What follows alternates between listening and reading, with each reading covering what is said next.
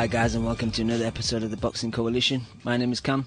Joining me tonight, Naota, Leon and Hamada, and Daniel Lim will be on the show later on.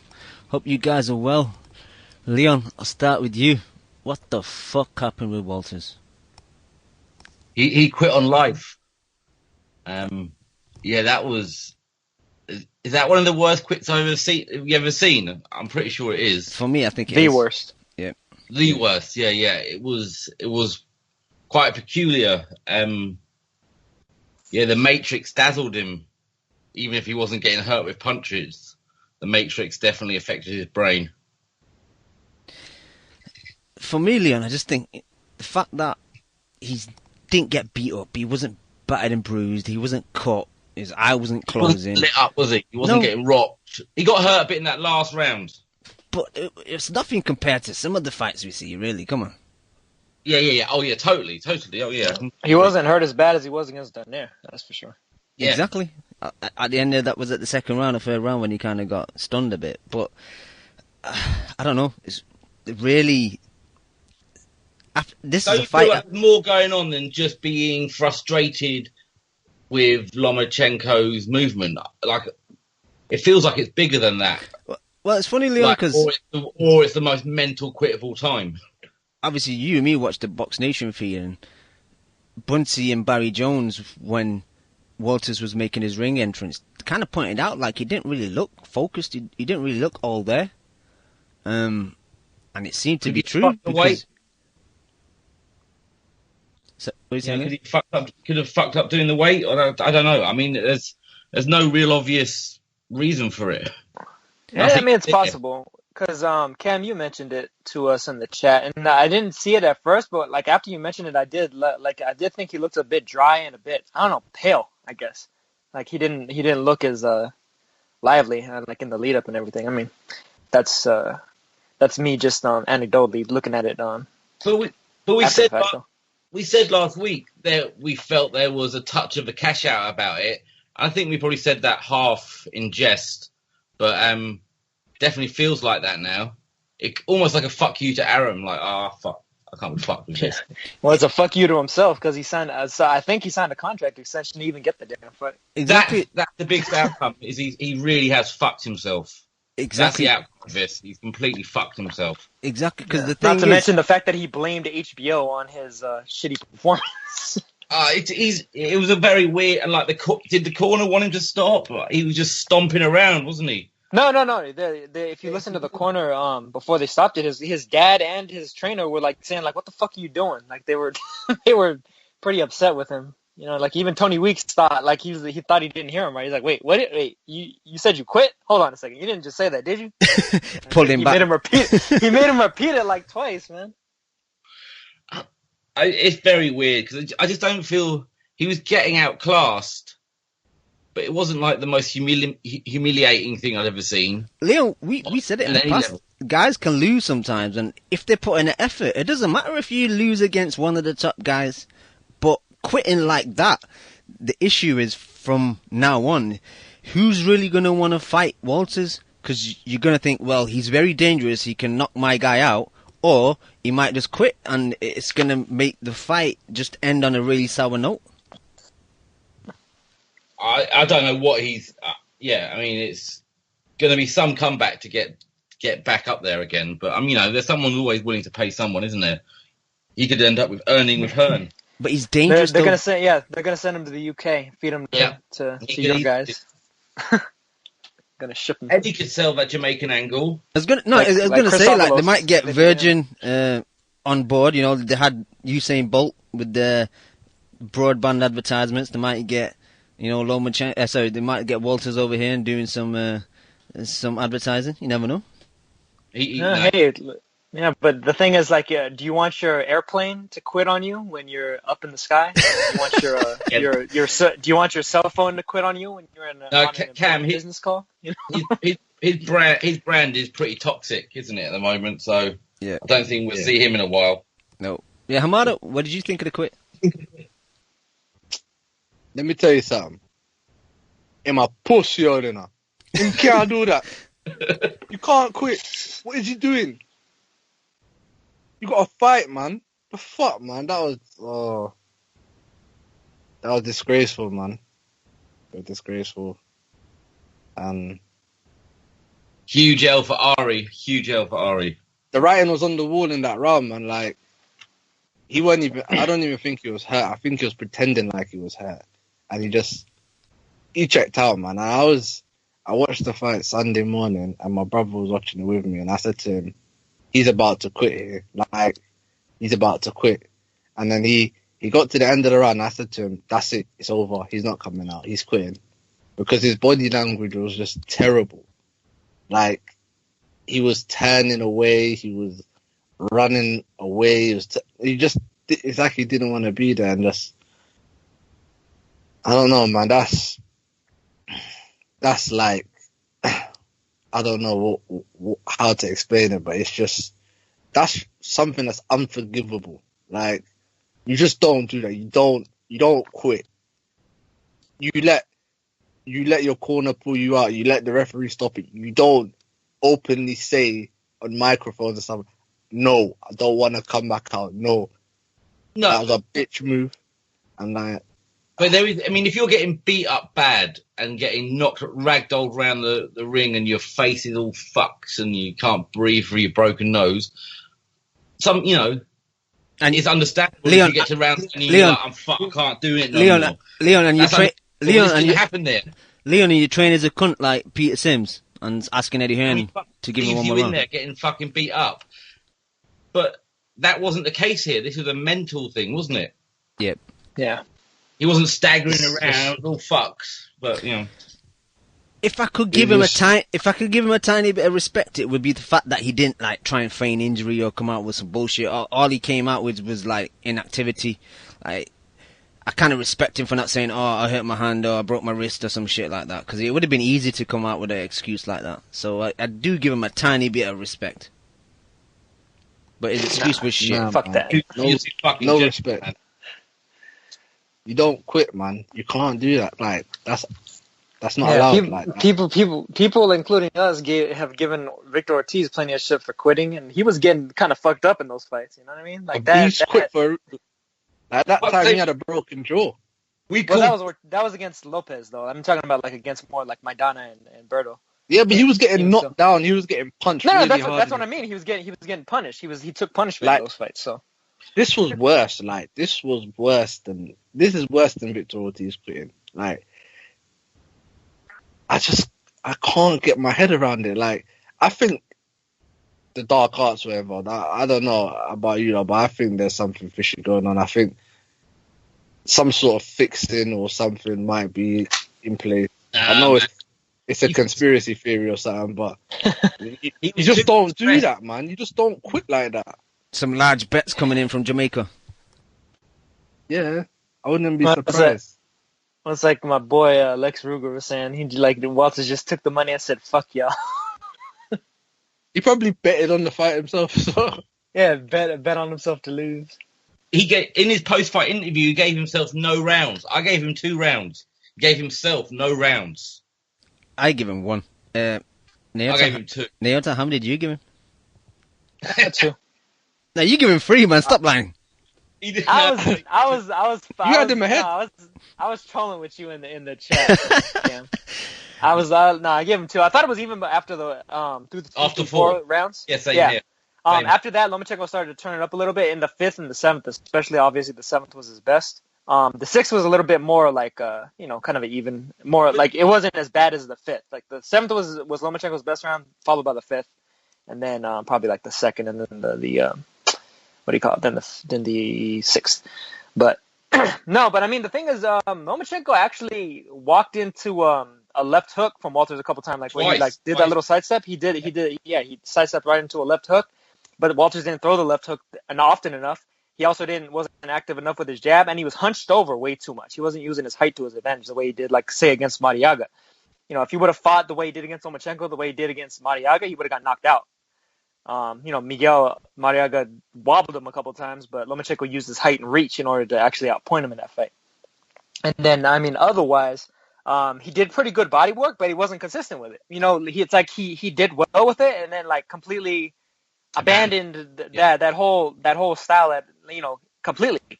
And it was just like a case of, it seemed like after a little while, him really not believing in anything that he was doing, along with kind of just being razzle-dazzled by Lomachenko's speed, his foot speed.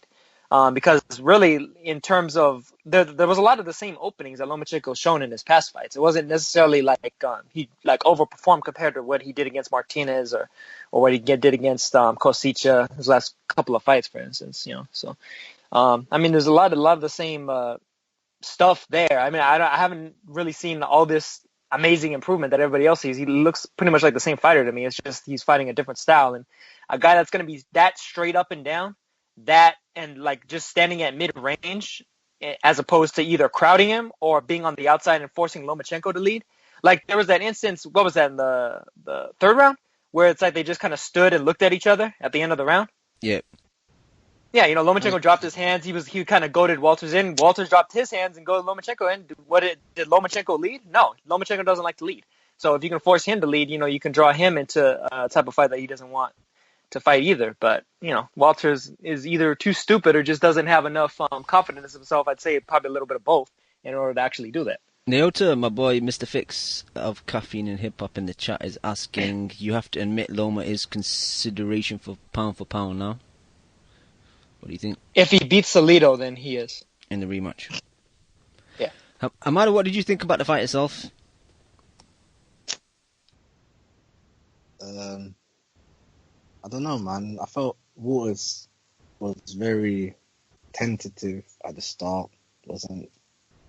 Wasn't pumping the jab, wasn't throwing the right hand. Lomachenko was moving a lot to his right on the outside of Walters' left lead foot, but you could still throw the right hand and then, follow up with the left hook as he's moving to your left. But I don't know. I just think Walters had a few moments of success, glimpses where he would land a good body shot or he would land a left hook or an uppercut to the body, but nothing to really put a dent in Lomachenko. Lomachenko pretty much was just doing what he really wanted to, turning away, landing uppercuts, right hooks, left hands, and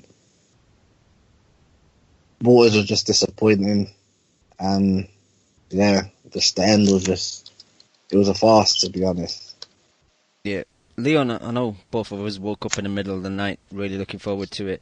The fight for me was average, and obviously the ending was terrible, but what about the fight for you? It was less than average. It was, I agree with Nauta. I don't think I've seen this great leap forward. What I saw was a more confident fighter. I think that definitely shows in Lomachenko. He's definitely settled into being a pro, and he's got elite skills, and he looks really, really good. But he got very Loma-erotic out there on Twitter with these 7-0 statements and after-class statements. Loma-erotic, that's a new one. Loma-erotic, and there was some people kind of, I don't know, I felt like there were some people kind of felt like they were gaining something after last weekend. Do you know what I mean? They had that vibe to it out there on Twitter. After the Kovalev loss, this kind of satisfied something. But he's really good. But I gave some rounds to Walters because however good Lomachenko was, and he was matrixing his way in, but if you matrix in and then just punch a man in the glove 4 times, he wasn't landing consistently in that first 4 rounds, I didn't think, or not. He was shoe-shining the hell out of Walters' glove. And then he really started stepping it up, and obviously I guess he was getting used to him, and then he started committing to his punches a bit more. But it took a little time to warm up, I thought. But the skills are clear to see, aren't they? Yeah. To the point. What he does next is, I don't know. Some people don't seem happy with him fighting Vargas. I'm fine with that because I think he'll, hopefully. He's a peer, dude. Like Vargas actually beat Salido for 1, and then 2, he's another champion. If you're a champion in the division, the first order of business is to clean up the other champions. Because people talk crazy going up and fighting Crawford and stuff at the moment. Yeah. No. See, that's utterly fucking insane. That's just, that's just Jim Lampley and Max Kellerman basically, sucking Bob Arum's dick like bitches and basically running with his propaganda in order to promote Lomachenko further. I mean, it's so stupid though because they don't even have to do that in order to help build the guy's name. Just match him up against the other champions in the division. Match him up against the top guy in the division, who's Jezreel Corrales, who beat the number one guy in the division, knocked him out in 2 rounds. Most impressive win in that division, period, point blank, ever since Pacquiao and Marquez were in it. And then from there, I mean, just match him against him, match him against Vargas, match him against Salido, and or his mandatory Burchell. The guy's been waiting on his mandated shot for like close to a year now. So I'm happy. Any one of those. I'm happy for him to fight those guys, and I think he's got the ability to beat all of those guys. I'm not saying he does, but he's got the potential. But I think he could be real good fun up at the neck, up one more at lightweight, because there's some great fights to be made there for him. I won't mind a few unification fights or big fights. Him versus Garcia, you'd want to see that, wouldn't you? Is he still at 135? Yeah. Yeah, Garcia's there. He's fighting Zlaticanin in what was that, a month and a half? Frampton, Cruz rematch undercard. But Naoto, a question for you. You're saying Loma likes the other guy to lead so he can kind of counter and get on the inside. Does that not really point out the reason why the fight may have not ignited? Because Walters wasn't giving Loma enough. Like Hamada says, he's quite tentative at the beginning. His punch output was quite low. So it does take 2 to tango. No, it certainly does. It certainly does. The thing though is, I mean, I'd put most of the blame on Walters, really. I mean, so sure, Lomachenko has like certain issues with his game, but I mean, just like with Pacquiao and Clottey, like everybody knows I'm not the biggest Pacquiao fan, and even back then I blamed Clottey more so than Pacquiao for why that fight really wasn't exciting. It was a dull fight because Clottey kind of just shelled up and throwing one uppercut at a time essentially. It was kind of the same with Walters. He was standing at mid range, hunched over like an idiot, as opposed to either crowding Lomachenko and trying to use his muscle on him or trying to use his height and reach in range in order to kind of just, backstep, sidestep, and shoot individual shots in order to catch Lomachenko coming in, which is something that he really could have done. Because in the early rounds, I thought he was catching Lomachenko, albeit grazingly, with some of those jabs and some of those left hooks that he was throwing. I remember there was one time where Lomachenko literally did like a it was like a dance move, damn near. It's like, it's like he did like 5 different steps without throwing a punch. He actually got hit with a grazing jab by Walters, and he missed his own punch. So like while everybody was oohing and on in the crowd over Lomachenko's footwork, he actually got hit and didn't land his own punch. But that's neither here nor there really at this point, because the whole thing is like Walters just didn't commit to anything. He didn't commit to any potential success that he could have actually had. Yeah. Leon, question for you. Was this one of the worst things in history? He's from Montego Bay in Jamaica, man. Yeah, that's one of the worst things in history. Colonel Bob trying to do a Jamaican accent. He's a clown. That was It got me laughing though at like 3:30, 4 o'clock in the morning, so that was quite good. But they were fucking useless, weren't they? Yeah, Rich Moroder, Colonel Bob, and Christina Poncho, man, they fucking useless. The problem is with them is because Top Rank pay them directly. Then it's so obvious, isn't it? Yeah, they're not going to be biased, are they? They're going to obviously root for the home team. So at least Kellerman and Lampley work for HBO and are somewhat independent, but even though it don't seem like it most of the time. I just wanted to say that although I did go I split those first 2 rounds. Lomachenko was running away with it by the end. And he was looking really, really good. I think it's fair to say that. I'm not just being salty. I just thought that those rounds were shared at the beginning. But once he upped the pace and started kind of committing to his punches more, he would have stopped Walters if it had gone on, I think. Don't you? I don't know. He was starting to land, wasn't he? He did start to land. Walters, though, he has got a decent chin. Like, he took some big shots off the man. He was stunned, but he didn't look like he was going to go down. So I don't know. Lomo, Well, I mean, he's shown it in the past. Mariaga is a big puncher and just knocked the crap out of Guy Robb a few weeks ago, and so was Donaire. He kind of lit him up with that big left hook, and he stayed up. So. Yeah. I'd just gone off what Leon said earlier about what happens next now. I won't mind like the Salido rematch, the Vargas fight, and if he does go up like Flanagan, I don't know if it was an actual quote, but I read somewhere over the weekend that he was saying if he does fight Flanagan and wants to fight, it won't take place in the UK. So the fact that he's already thinking about it, I can see him maybe moving up quick because obviously he's a bit older. He's got the skills to do it, and I think he just wants to be multiple weight champion. So it won't be too long till he's at 135 and then probably 140. Yeah. Yeah. Well, that and also you mean the fact that he had fought a little bit higher in the amateurs than he has in the pros too. And he has experience. And I don't think he's that bothered about unifying. It doesn't seem to be. If the opportunity is there, then I think he'll take it. But I don't think it's high on his radar. But the good thing is, he's not going to muck around. Hope if a fight's been made, you'd think he'd fight a good guy next. You don't think they're giving too much filler in from now on. True. Like I think he'll go on a run. I think he's got that about him for sure, hasn't he? Yep. Hamada, what's your thoughts? Do you think he'll stay around at 130 or move up quite soon? I don't know, to be honest. I just want him to fight Salido so idiots like Nelson can shut up and leave the guy alone. Because that's all they seem to. Whenever Lomachenko's named Salido. Well, he lost. I just want him to fight Salido, knock his block off like he will, because he's not a one fight novice who hasn't done. Who's done one fight 2 or novice 3 rounds with hundreds of fights and several in the World Series of Boxing. Well, wait. Those are professional fights, by the way. Those are professional fights. Just ask. Over how many rounds? 5 to 8. Oh, no. They're not 8 rounds. Sorry, it's World Series of Boxing. Do you watch it, Nelson? Yeah. Yeah, World it's Series 5 of Boxing. rounds. It's not 8 rounds. There's not 8 rounds in World Series.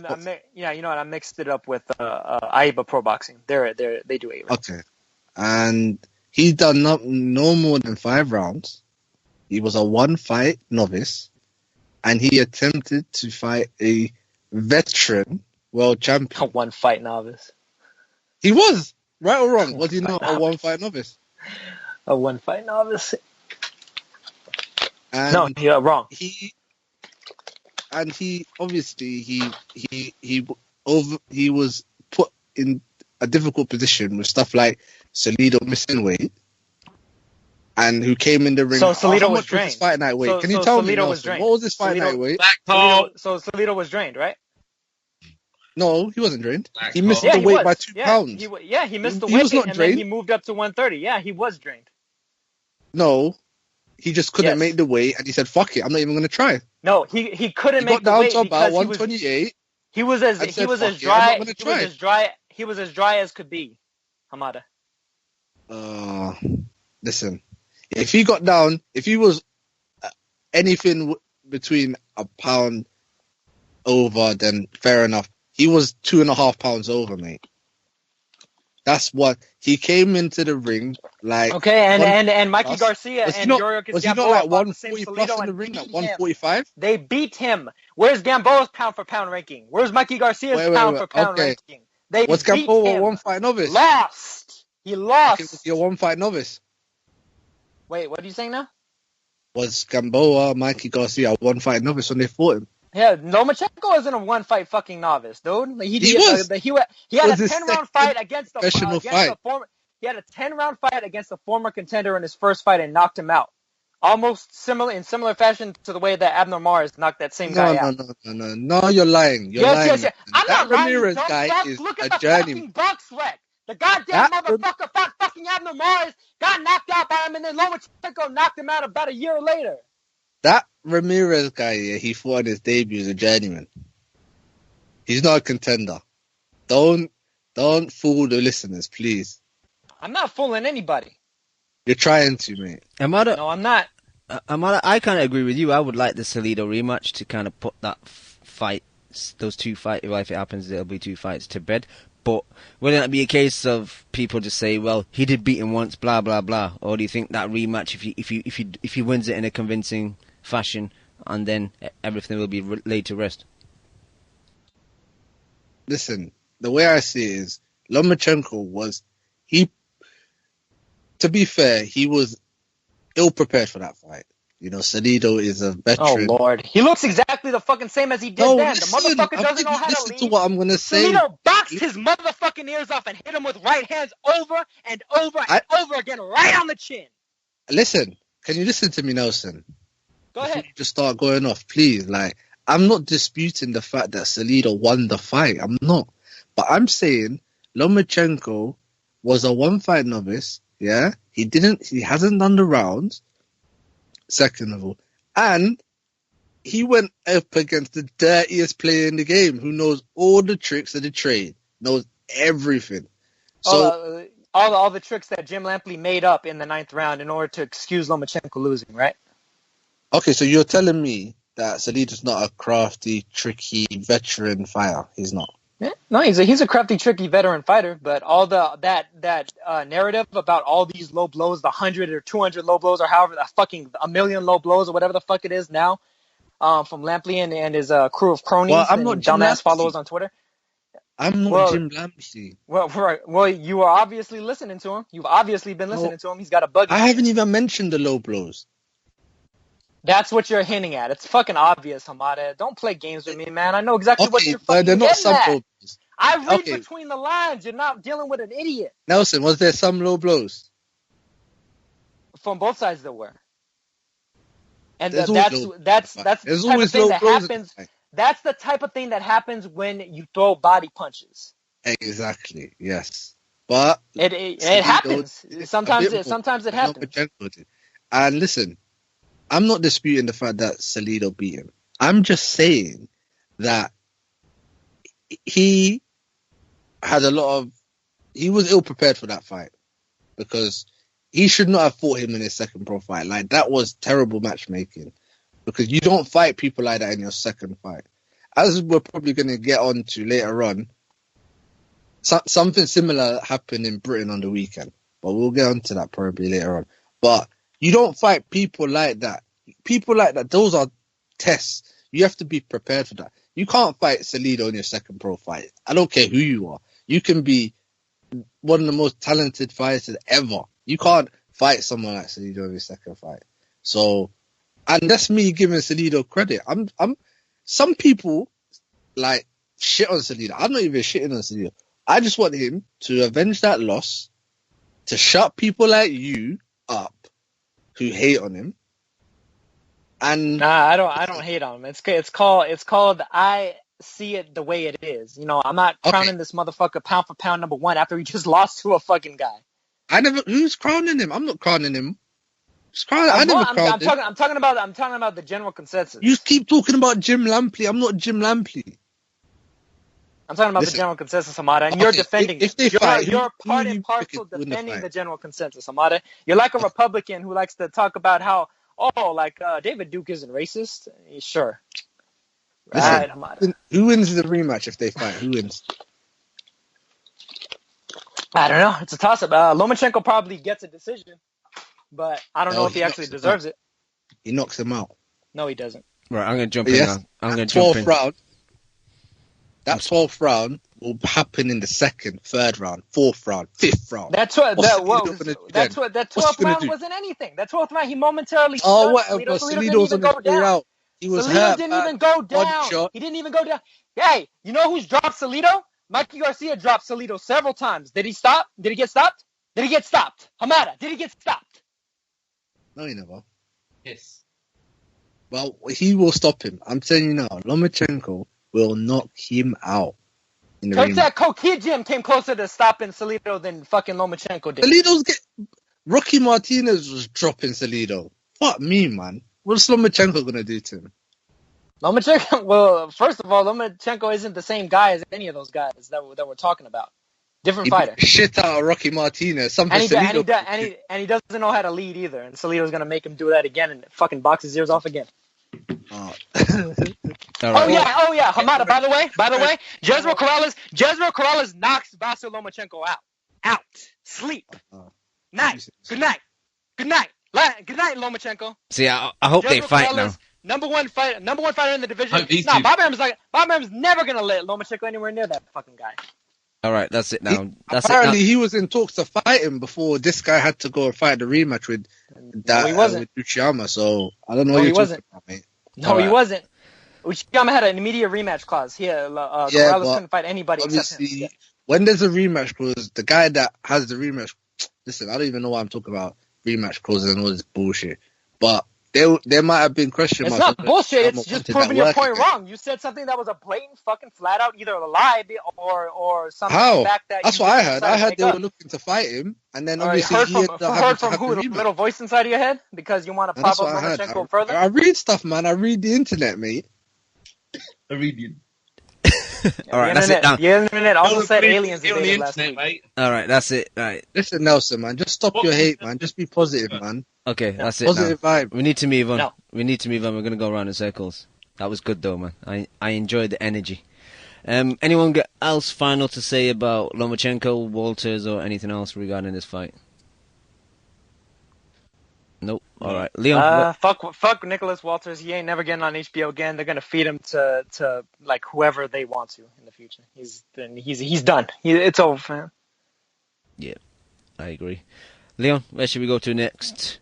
Should we talk about undercard, the non-existent undercard, or should we scrap that, go to the UK? Because we had so many fucking UK cards over this weekend. You and me barely had time to do anything else.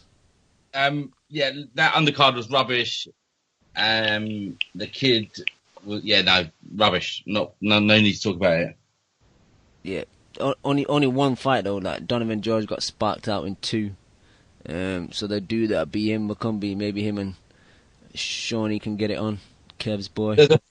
There's a few people getting iced this weekend, wasn't there? Actually, there's a couple of brutal knockouts. Yeah, we'll get to the other one. But where do you want to start, UK card wise? Well, I haven't watched that Cardiff one yet because there's been no repeat. Oh, you forgot to record it? Yeah. So I watched the one on Friday with Skeet. Yeah, all right. That's a good card. Yeah, we'll go down that one then. Let's start off with the main event: Skeet versus was it Thane? Yeah. What did you think of the fight? What did I think of the fight? I thought it was good. I enjoyed it. That Thane guy definitely came to try and win, didn't he? I mean, he had a bit of an unusual style, but he was definitely in there. And Skeet jabbed his head off, didn't he? I actually thought it was a bit boring. I honestly fell asleep around the 6th, 7th round and had to kind of re-watch it like today just to kind of see if anything notable happened. And I said to you today, Leon, during the fight, and I saw Skeet was kind of using his right hand sparingly, and I didn't know whether he just wanted to put on a jabbing clinic, and he wasn't. He was pulling his right hand a bit as well, and then he said in the post-fight interview that he hurt his thumb in the lead up in the training camp, and which kind of made sense because usually he does kind of sit down on his right hand. But I don't know, Leon. I didn't really enjoy the. He did land. He started throwing that right hand a bit more towards the end. I just think it's good that he's in that kind of fight and he's going to keep fighting British level. Look, I've come round to him after he schooled Eggington, and I think he's improving all the time. And I'm just hope he gets some bigger fights. I know he says he wants to stay at British level, but yeah, I mean, what they do with him once he wins that British belt, which he probably will, I don't know. Yeah, if he wins it outright, which he most likely will, they need to step him up a bit, man, because I don't want to see him fighting like British level guys that he easily beats over like a boring 12 rounds. What's the point? I know, but I like to see someone who admits he's still at British level and he wants that British belt, rather than like doing the fucking, pulling the Smith brother bullshit, where they fight, just waiting to get the world title. At least he's trying to do it properly. Yeah, and one thing I really like that Skeet does, he does the first and the third punches really well. So he'll jab, he'll pull back, invite the jab back, and then come back with his own jab or his right hand, and he has a really good lean back. He just gets enough out of distance for his opponent's jab to miss or the right hand to miss, and then he fires back, man. And his range is really good, man. His feel of range and depth is pretty decent, man. I'm like you. when he schooled Eggington, I kind of jumped on board a bit. Before that, I did think he was quite boring, and sometimes he does go into that kind of mentality midway into a fight. He kind of switches off and just goes into jab mode. But yeah, I have become a fan of him. Body work well. He was thrown to the body when he got on the inside, and that guy tested him a bit. That guy landed on him with some right hands in that third and fourth round. Yeah, that's true. You know, it's for that card. That card was good. I enjoyed all the fights on that card. Not all of them, but pretty much most of them. Yeah, all right, let's just go down. As boring, I was going to say real quick, as boring as he can be, a lot of that is just the pure effectiveness of what he does. You know, he kind of takes a lot of the air out of the fight. Yeah, that is true. I just think if his hand's good, I'd just like to sit down on his punch and maybe try and get guys out of there. I know he does it like against, you know, European journeymen, but I think he needs to try it a bit more often. You know, obviously if it's we give him a pass on this one because of a hand. Yeah, I'm giving it a pass. Yeah, I am. Yeah. But just that Lee Markham Andrew Robinson fight, it was a decent scrap. Robinson's got no defence, man. Like, he stands in the pocket, he throws his punches, and his hands are by his side, and then he just gets hit. And fair enough, he's got a decent chin, but fucking hell, at least Markham's doing the basics well. You know, hands up, lets his punches off, hands are back up, or he gets out of the pocket. You know, it's not rocket science, but Andrew Robinson doesn't seem to understand that part. And how did he survive that round 8? He was all over the shop, wasn't he? He was like, just gone. I thought he was gone, you know. I thought he was done. I thought the ref should have stopped it. Yeah, but he kind of readjusted himself and, you know, got himself back into it. But yeah, it was close. But I had it by marking. I know Robinson was crying a bit afterwards, saying that he won the fight, but I didn't really see him winning. I didn't score it, but I kind of saw it as like a 6-4 type of fight. Yeah, that's about right. What else? So, the Boy Jones fight. That was a decent fight. Boy Jones! On the hype train. Me and Chemo are fully on the hype train. The thing is, Chemo's been like messaging me like Boy Jones, but you can't tell when he's trolling or not. So I don't know if he's like on the wagon or if he's just trolling the fuck out of us. I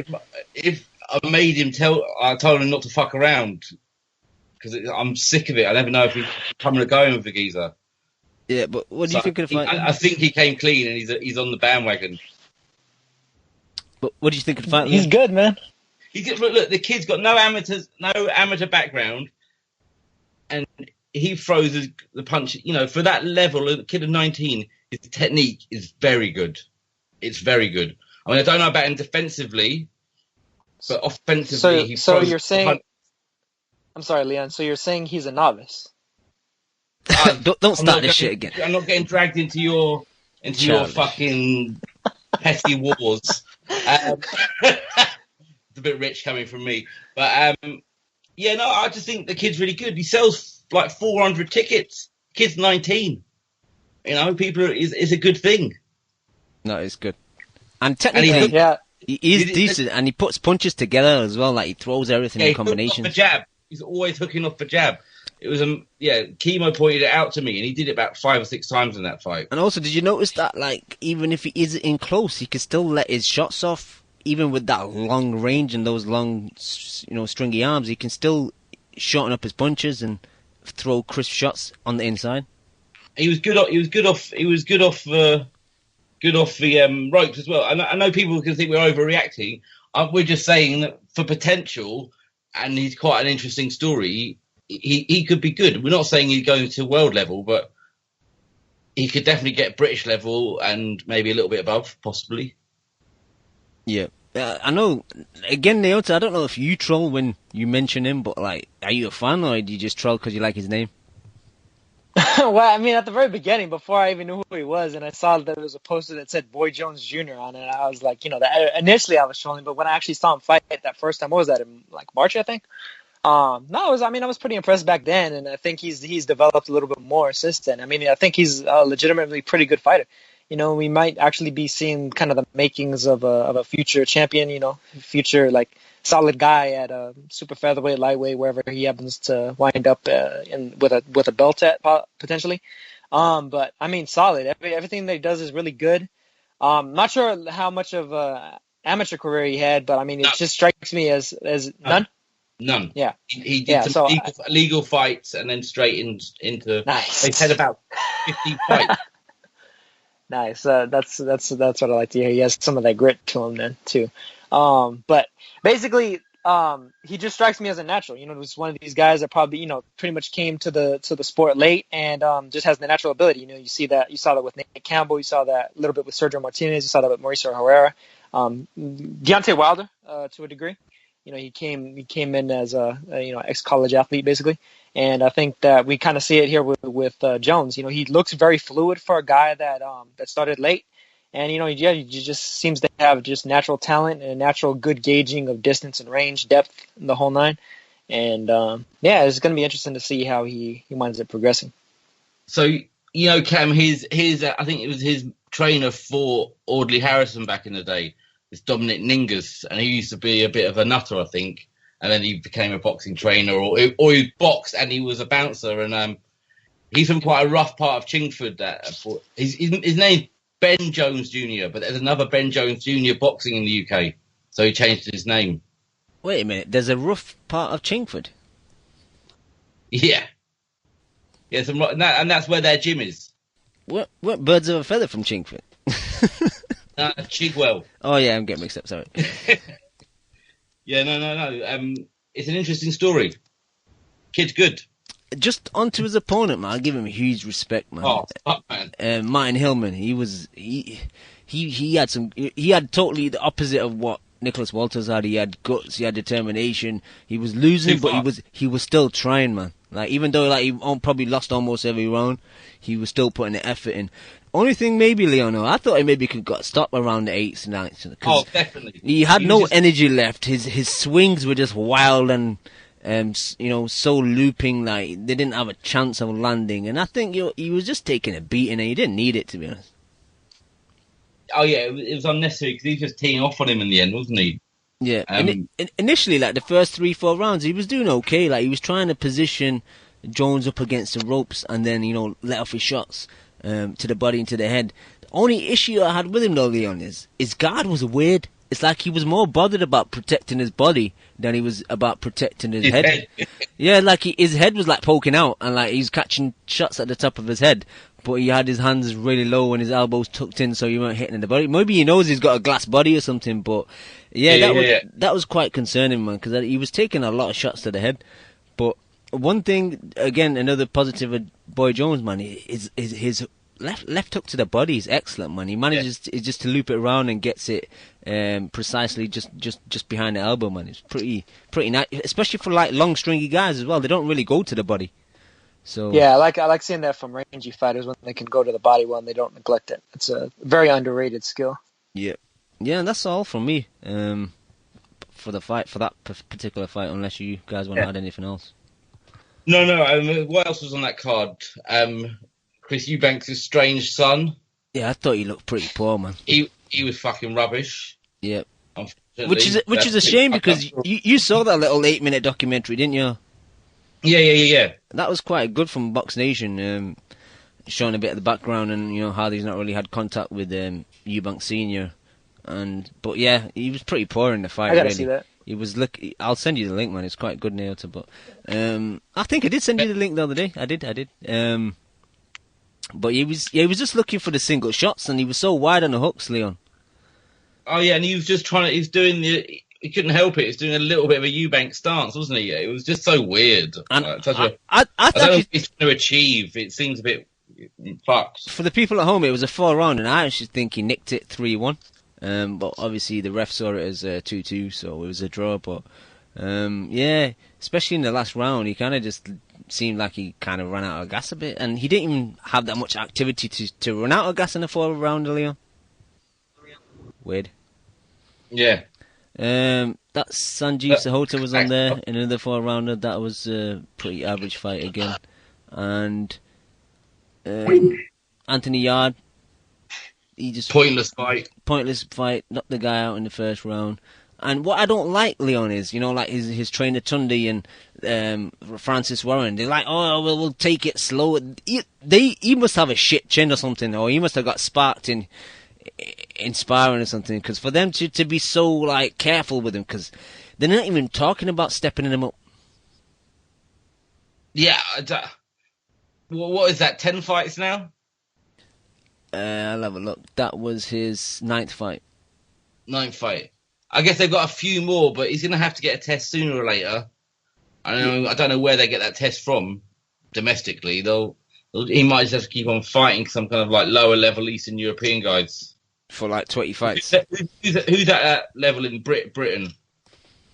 Let's have a look. So he's at light heavyweight British. He's already 4th in the British light heavyweight ranking. So he's got Hosea Burton ahead of him, Bob Adjusaf, and then Nathan Cleverly.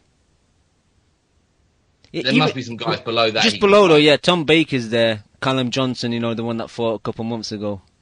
Yeah. Yeah, there are some good fights. I don't know how the hell he's got to 4th already, man. That's pretty bad. It's strange, really strange. But it's a shame that Frank Buglioni's gone over. Is he with Hearn or just a freelance guy? I think he's left Warren, so I think he's freelance. That fight would have been good. That would have been good, actually, yeah. But Yard's massive, man. When you see him, you think he's like cruiser. You don't think he's a light heavyweight. He's massive. Real big. Yeah. But apart from that, just looking at the rest of the card, nothing else really to mention. That one. No. All right. And then on to the next one. There was so many fights this weekend. It's too much. So, yeah, just for people in the States to understand what me and Leon had to go through, even though he missed one of the cards. On the Friday, Box Nation had a card at a leisure centre. Saturday, Sky had a card at Wembley SSC Arena at the same time as Box Nation having a card that got rebooked about several times just because of different pullouts and injuries. And even this card, Leon, it didn't really go out to plan, I mean, you must have watched. If I watched about 10 hours, you must have watched about 14 hours of boxing this weekend. I'm fucking sad, man. Seriously, like my wife just looks at me. 10 like, hours of boxing, man. She's like, "You need to get money out of this podcast because you spend so much fucking time watching boxing. You should get something out of it." I know. We're starting a Patreon soon, guys. So make sure you start donating so I can take my wife out for some food and shit, pay for some bills. Yeah, all right. I'll talk about the Cardiff one. Hamada, Nailta. You guys didn't catch this Cardiff card, did you? Who was on it again? If you can remind me, I think I might have seen one or two of the fights. Yeah, it was headlined by Terry Flanagan versus Orlando Cruz. Undercard. Oh yeah, I saw that. Okay, let's start with that then.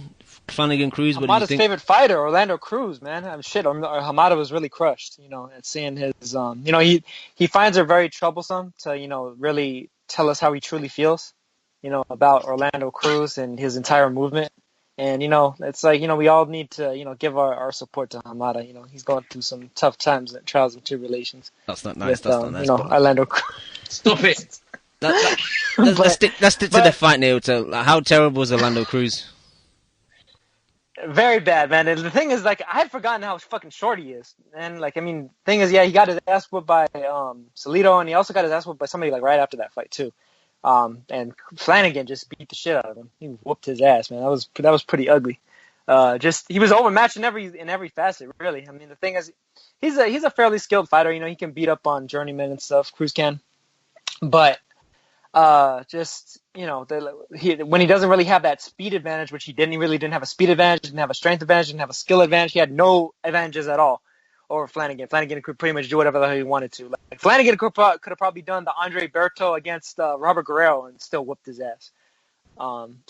Just totally overmatched. A cash grab for Flanagan in order to get a quote unquote big name to a degree on his scalp. I'm sure they probably made some good money out of the promotion for it. And just easy win, easy knockout, and that was all there was to it. What, Cam? Just I didn't see the card, but what the fuck are they doing in Flanagan's fucking career at the moment? He has fought fucking no one since he won that belt. I'm really disappointed how they kind of got in his career. I think he's got another mandatory next. These were all kind of voluntary, so I think Vasyl is mandatory, but I don't know if he'll be ready in time. So Frank Warren is his organisation, so he might be able to squeeze another voluntary or out of the WBO. So, but I just think they must have known that they were never going to get that qualified. If they weren't willing to go over there, they were never going to get it. So they must have been working on other things. Well, they were banging on about that fight again in the post-fight interview. You know how they called Frank Warren aside and what do you think, Frank? And he's we offered him good money, blah blah blah. But Flanagan said afterwards that he wanted Linares next, but Linares has got that rematch clause with Crawler, so I don't know if he gets a voluntary, it'll probably be a bum, and then probably Vasyl if Vasyl wants to fight, which is likely to happen because he was climbing up the WBO rankings. But yeah, they have done a shit job since he's become champ. But just to the fight, just to the fight itself, I thought Cruz was awful. He just turned up just to kind of run around. He was kind of goading Flanagan a bit, saying, "Oh, you're hitting my gloves, you're hitting my gloves." Flanagan was doing a few dirty things, and the ref did jump on him. He was doing a forearm a bit. He was. Sorry, say that again, Leo? He always does that. Yeah, it's very bad. He's holding and hitting, but Cruz was holding and hitting a bit as well, and he was doing the stiff arm when you kind of keep your jab arm out to kind of press on the guy and then hit him with your backhand. Yeah, he was doing that quite a bit, and he got warned. Cruz was picking up on everything he was doing, and telling the ref and that, which is fair enough because if this guy's doing illegal shit, it's fair enough. But it wasn't a great fight. I thought Flanagan could have cut the ring off a bit better. He was following Cruz around, and he was a bit tentative early on. Once he knew that Cruz wasn't there to throw anything back, that's when Flanagan started putting punches and bunches and throwing combinations. A lot of his stuff was hitting gloves, but then he did start getting to Cruz. He started getting marked up, and then managed to drop him twice, even though one of them looked a bit suspect. But Cruz, he didn't seem like he wanted to continue, man. He was like, yeah, that's fine. He didn't make a fuss of it when the ref stopped the fight, and it's quite disappointing. The commentators picked up on it. When you're fighting for a world title, even though they don't mean much these days, you want at least the guy to put in a bit of effort, come over and show something, rather than, okay, I'll run around the ring and get dropped and don't want to continue. So it was a disappointing fight for me. That's two of the world titles that were on this weekend. I guess there's probably a few more, and they're both the guys who turned up didn't really care about winning. It seems. Yep, shows you a lot. So can I just quickly chat on Frankie Gavin's witty banter tweet? Did you see that? Yeah, it was. Didn't go down well, did it? But my issue is he's saying, I have no problem with gay people. I've got gay friends. Don't try that one, Frankie. Frankie don't have no gay friends. Leon, just for context, for people don't know, what did Frankie tweet out? He tweeted out, I have no problem with gay people. I have gay friends, but if I lost to a gay lad, I'd never live down the banter or something. My point is, don't lie to me about your, trying to live this metropolitan lifestyle where you're hanging out with all your gay mates. Like, if your friends getting touched up in prison doesn't make them gay. That's the gay. Damn. Your chair chucking mates getting nonced up in prison doesn't mean you know gay people. He's such a weirdo. And Peter Fury's just a god weirdo, so what do we expect? Oh, yo, fuck that, man. Terry Flanagan's gay himself, man, for fighting him and going 8 rounds. Fucking wind your neck in. Don't start with your madness, man. Homophobia. All right, let's move on. I said Terry Flanagan. I didn't even say anything about Orlando. I know. We're not giving you an opportunity to say anything about Orlando. Did you actually see anything on this card anyway, Hamada? I doubt it. Seeing as though you what card? This Cardiff card, Box Nation. No, you think I'm watching Frank Warren boxing? Okay then, just mute yourself for 5 minutes then, while I just go down the card. Tommy Langford, Sam Sheedy. It was an okay fight. Sheedy, if he messed about a bit less early on, he probably would have maybe got the win, because one ref had it to Sheedy. It was a split decision. Sheedy, man, southpaw, he was kind of goading Langford early on, and Langford just it did seem that all the stuff Sheedy was doing put him off his game a bit, because in previous fight Langford throws a lot more punches, he throws in combinations, and Sheedy just got into his mind, I think, and it led Langford to throw single shots, 1-2s, and Sheedy had decent counter punches. He would lean back and hit him with that kind of right hook, check left, right hook, and Langford midway, he just seemed like he was losing his way a bit, especially when Sheedy started to kind of walk forward. Like, I actually thought Sheedy was better when he was on the front foot, and he was putting pressure on Langford. I think when he was putting punches together, he was having a lot more success. I think there was one round, I think it was the 7th, where he kind of like just not fully dominated, but like almost dominated Langford throughout the whole round, and he just didn't do enough of it. And I probably had, I couldn't be bothered scoring the fight, but just from the eye, I had Langford winning, maybe like a 7-5 fight. But it was okay. If you want to go... Eubank would have stopped him, wouldn't he? Yeah. Which one? You would have stopped Langford? No, yeah. Most probably, yeah. But then he didn't want to fight him. He had an elbow injury or whatever. So they're weirdos, aren't they? So yeah. Stalker Evans 3. The first 2 were draws. I thought Evans won this one convincingly. It was a similar fight to the other 2, but I just thought Stalker, and he admitted it himself afterwards, and it was quite refreshing as well. He said in his post-fight interview that he didn't think he won the fight, and it just seems like he might question retiring now, just because if he's doing these type of fights, and he doesn't just want to be like a journeyman that's just out there just taking fights and not having like a plan or a goal to kind of try and get in a position for some type of title. So it's quite refreshing. Most guys just keep going on for no reason. But yeah, Evans is. I think his precision was a bit better in this fight. His output was better. And Stalker, he didn't throw enough, I don't think. And like I said, he admitted that. But it's good now. We won't need to see these 2 guys again, because Frank Warren was milking this fight a bit too much. Your boy Liam Williams looked good. Yeah, he was fighting a stand-in, wasn't he? So Ahmet Patterson. Apparently, Ahmet Patterson was on a jog somewhere, just doing some road work. Ran into three dodgy geezers, which he got into a fight with, and one guy hit him with a brick or something like that. So I don't know, Crawler and Ahmet Patterson getting glassed, but with bricks. It seems like that's the new weapon to use these days in a street fight. I bricked the cunt. But that's a good sign for him, because he's going to come back and be a world champion. Yeah, if it happened to Crawler, it might happen to him. But late replacement, this Gaboric, if I'm pronouncing his name, I just thought he was just going to come and just fall over. But props to him, he was a good opponent. He was big. He looked visually bigger than Williams, and Williams is a big 154 pounder. And he was actually going for it. He was trying to throw punches and combinations. He was trying to let Williams walk onto counter punches. But it was quite interesting, because just between rounds the 7th and 8th, Lockett said to Williams, "You need to start going downstairs," and his assistant was saying the same thing. He says, "Look, start looking to the body now." And then just in that next round, he hit a beautiful kind of chopping left hook to the body, just cut him in half, man. Because I actually thought, this is going to go the distance now. Because there was kind of talk of the commentators were saying, maybe Williams has hurt one of his hands. So I thought, if he has, then it's most likely that he's not going to be able to get him out of there. And then he hit this shot. It was like a pistol shot.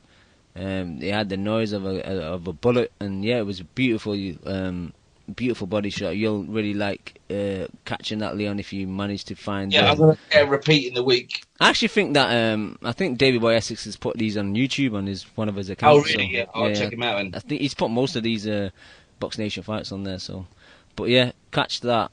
So props to Williams. And there is maybe talk of him and Liam Smith, so that'll be you against me, Leon, because I'm a Smith boy and you're a Williams boy. Yeah, I want that fight. I want that fight badly. Yep. And undercard-wise, I think that's about it, apart from... Did you know that, like, Galahad's joined Warren? Because he was on the undercard, and the way he was saying in this post-fight interview is like, yeah, if Frank gets me the big fights, that'll be good, blah, blah, blah. So, did you know anything about that, Leon? Or Hamado? No, I don't care about him anymore. Oh, come on, man. Everyone, he did the crime, he did the time. You know? Yeah, I hadn't heard anything about it. Let's see, maybe he's over there to try and get a bit of that BT money. Is that what you think it is? Yeah, man. He'll go anywhere he can get a fight at the moment, because, I mean, Hennessy's fucked, isn't he? Hennessy's a shit, anyway. Fully glassed, Hennessy. Yeah. That's about it for that Saturday Box Nation card for me. It's too much boxing, man. Too much, and I guess what's left is Eddie Hearn's terrible card on Saturday We can night. get through this quickly. Yeah, we can get through it quite quick. Have you seen it? Yeah, I saw this. All right, let's just start with O'Hara Davis versus Andreas Scarpa. Scarpa was shit, man. Scarpa was a shit, and O'Hara, he's maybe not very good. He's been a little bit overrated, I think. He has been, but even though Scarpa was shit, he was quite tough, and he just kept getting popped by that jab, man. And he was leaning back, but he was still in range to get caught. Because I know the commentator was saying O'Hara Davis, for his height, he's got a really long reach, and he was just catching Scarpa every time he was trying to pull out. So Scarpa was there to survive, really, wasn't he? Because that fight against Hibbert was a bit of a, Hibbert shot to shit, isn't he? So that was a bit of a misleading fight, I think, going into this. Yeah. Because he's basically not very good, is he? No. Sorry, Eddie. Yeah, I don't know. O'Hara, he's quite up his own arse a bit as well. When you see him in interviews, he kind of really thinks highly of himself, which is good to have the confidence. But there's a thin line between confidence and arrogance, and I think he's more on the arrogant side.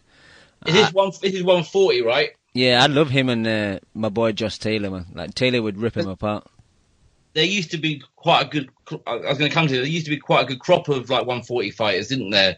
About over the last 2 years, there's been some good domestic fights, hasn't there, at that weight division, and all those guys been a bit churned up. So there's no one for Davis to kind of go up against. Because if you look at them, they've all kind of gone, haven't they, out of that division? Yeah, 140 has become a bit sparse. Dave Ryan, Hibbert, all these guys have slowly worn away. So I don't know where you match him against more Euro guys, which I don't think is going to help him very much. No, that's true.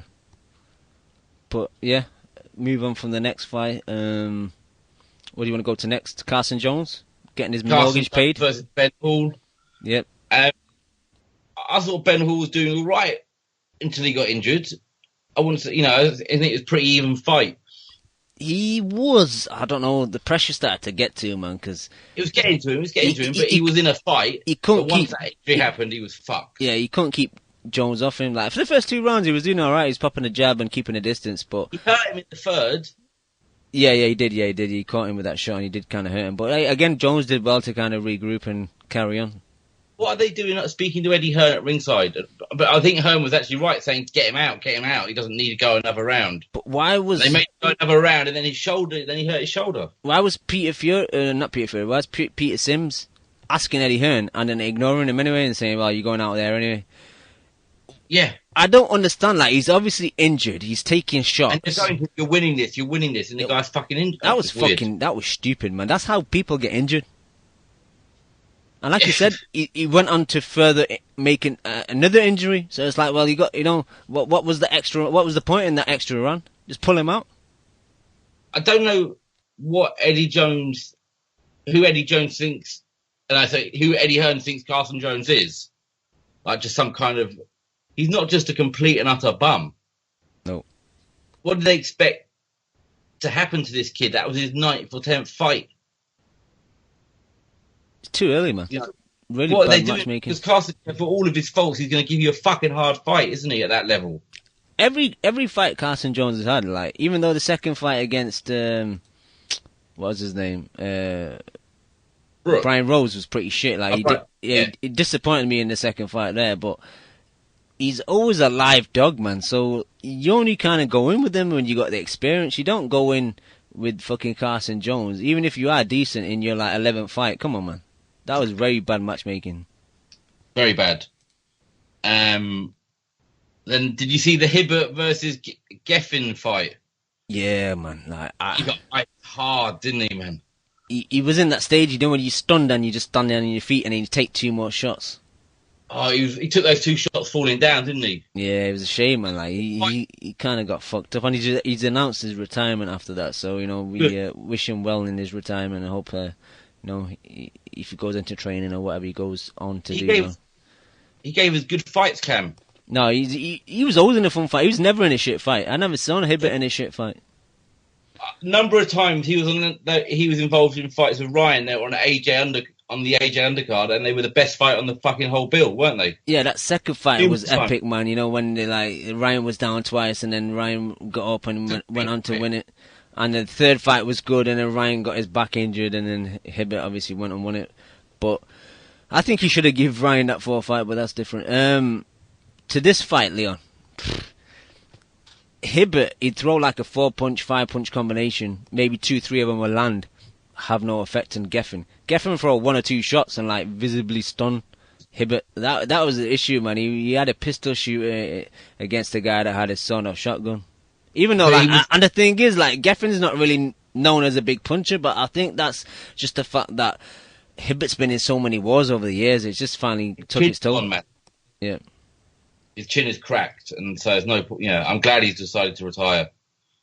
Yeah, but yeah, like you said, the combinations that put him down. I think it was like a left uppercut, right hook, and then he was just like stunned on his feet, hands down, and then he took another right hand, left hand, I think, and it was over after that. But it was good to see that the doctors came in, sat him down on the stool, and then he managed to get him on his feet, and he was giving his congratulations to Geffen. So.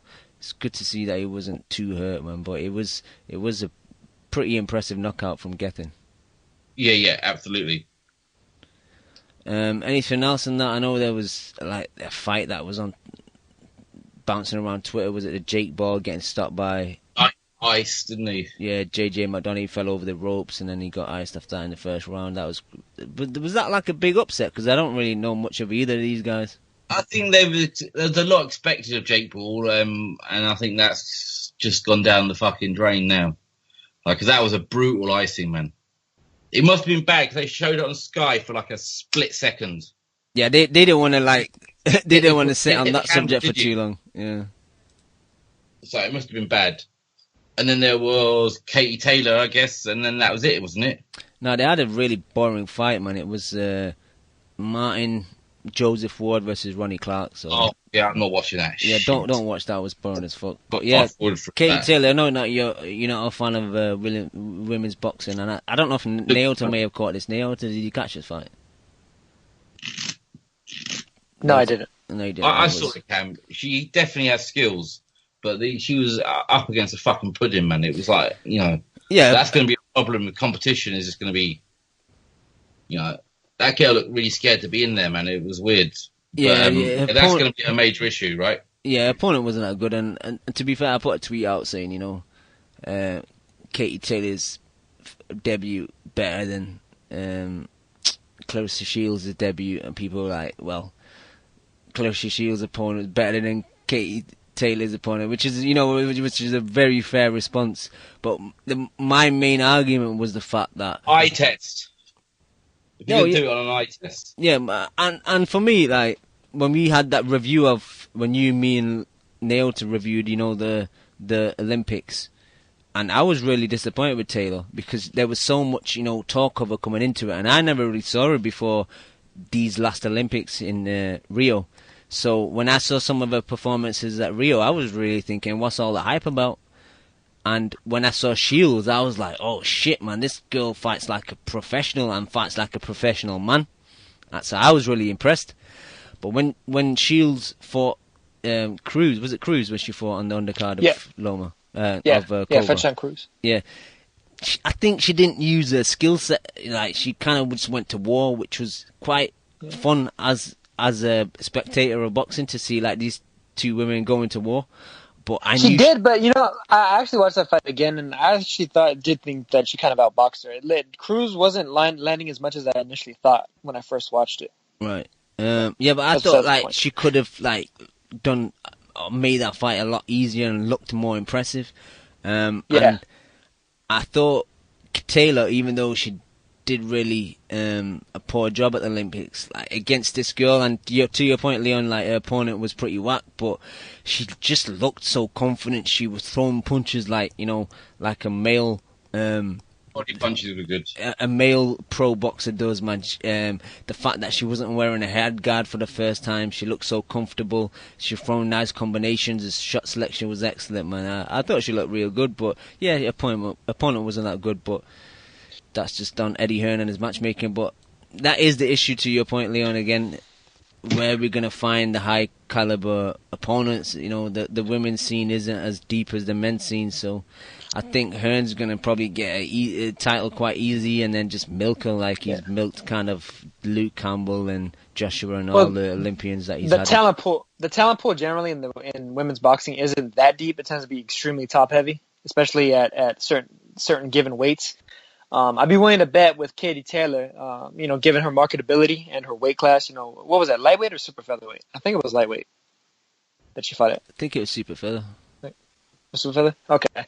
Basically that's around the rate range where I'm willing to bet that Eddie Hearn will probably snatch up a bunch of, and get good paydays for some of these like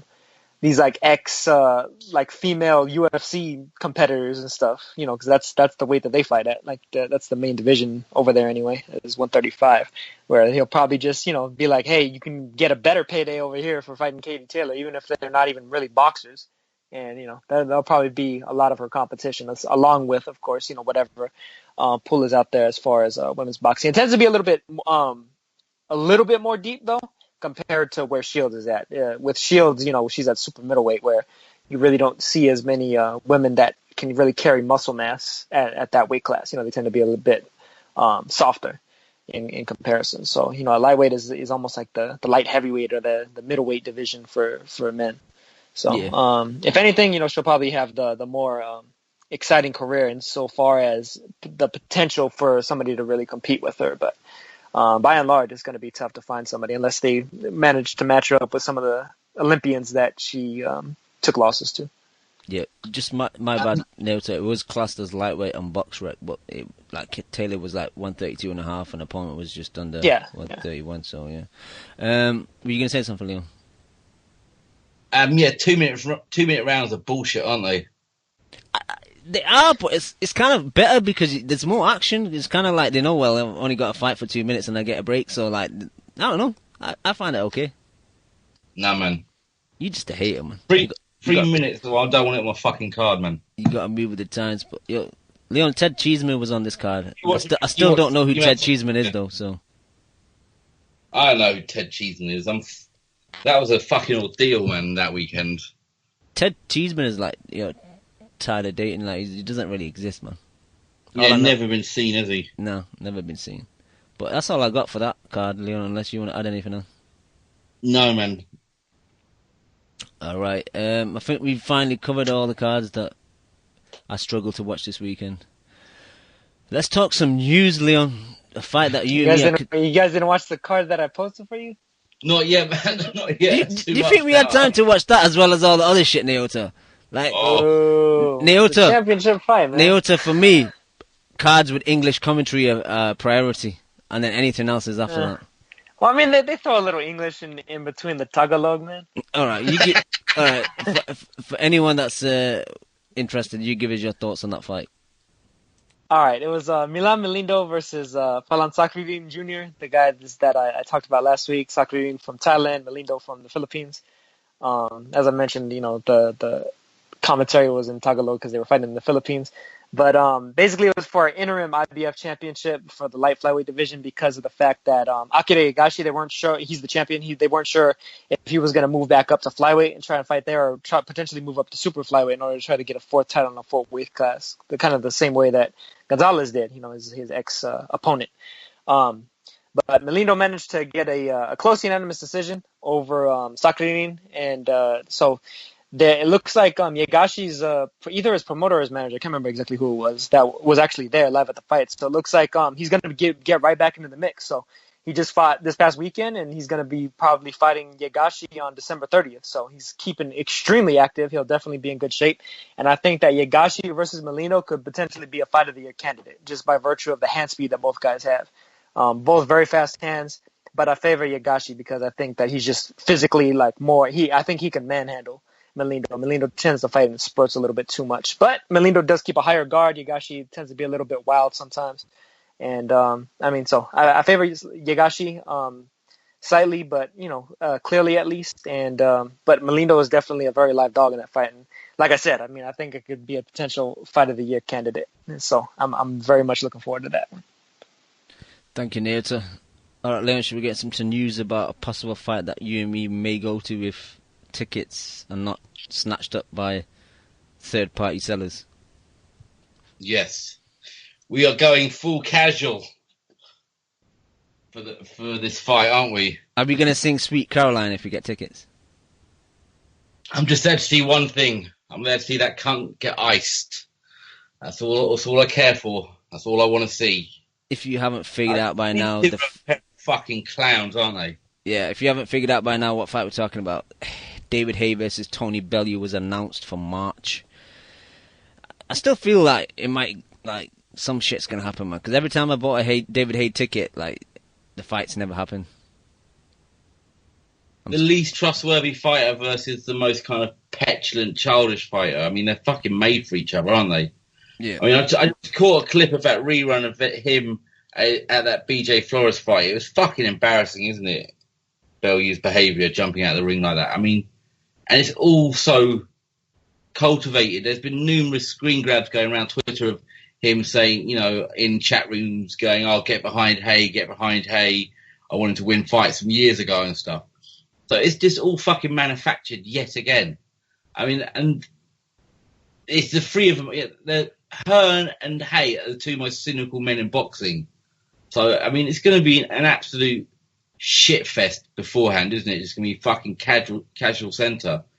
But if Bellew gets fully iced, I'm happy to walk through that fucking river of shit for that moment.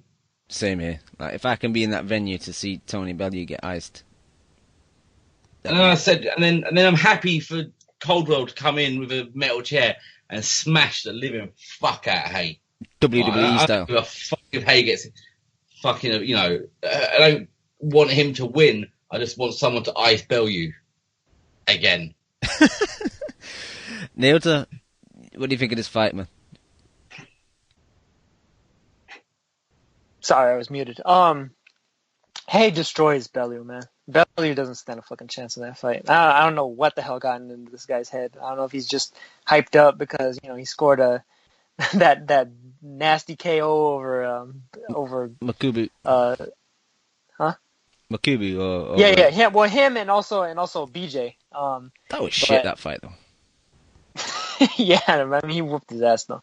You gotta be fair. But nah, he's him gassing himself up based off of those two guys. Haye isn't those two guys. Haye legitimately can put him out with one shot, and I fully expect him to. I think Haye's hands are just as quick. I really don't see any advantage that Bellew has, except for maybe activity and maybe stamina, because Haye isn't necessarily the most active guy. Huh? Bellew takes a walk in most rounds. Yeah. Won't he, Cam? He goes for a walk, doesn't he? Sometimes. Well, yeah, but the thing is, Haye isn't really a high output guy. He really picks and chooses his spots too. Yeah, it's just.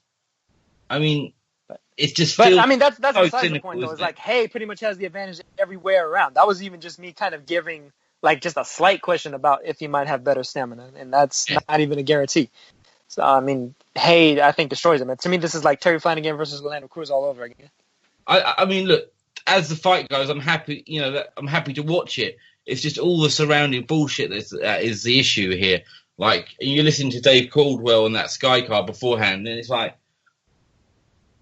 light heavyweight thing is, he should never have been down there, never ever have been down there, but now we're talking about going up to heavyweight, and then he was saying, but we still have to cut weight to get down to cruiserweight. It's how fucking fat is Bellew out at camp? Because, how is he? What shape do you think he's going to look like carrying? What do we think? An extra 20? Do you think he'll go in heavy? What does he do? Go in at 200, 210? Well, that's my question to you guys. I had a really busy week, so I didn't really see any of these Sky News back and forth. So I don't watch that shit. What weight is this fight actually happening? Is heavyweight? Full heavyweight? Yeah, it's going to be heavyweight. No, because I heard rumors. I heard rumors that they were saying that catchweight, heavyweight, and shit. So David Haye couldn't come in too big. Yeah. If they do that, fuck Bellew, man. And I hope he gets ran over by a fucking truck. Look, man, Bellew, like that.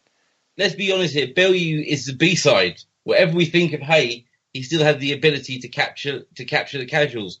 So Bellew has to dance to his tune, man. That's true. That's why it's heavyweight. That's why it's a co-promotion with Haymaker or whatever it is. So, I mean, God knows, we'll probably get a fucking DJ as an undercard. Some club promoter as co-main. But what is Haye playing at? You know, I just don't know what he is. Well, we know what he's playing at. It's a money grab, and he's seen Bellew get a bit of kind of casual attention, and that's what's triggered Haye's attention, isn't it? Oh, he's getting casuals watching him. There's money to be made here, and then they've cooked up this fucking story. Yeah, that's true. And it happens straight away. No talk, like no negotiation. That kind of been a difficult negotiation to make. So they're either so they'll come out and go, oh look, they really wanted this fight. They really hate each other. They saw there's a big pot of money to be fucking made, and they fucking took it. And do you think it is a cash out for Bellew as well? If he gives spark to us, well, I'm out now, retire.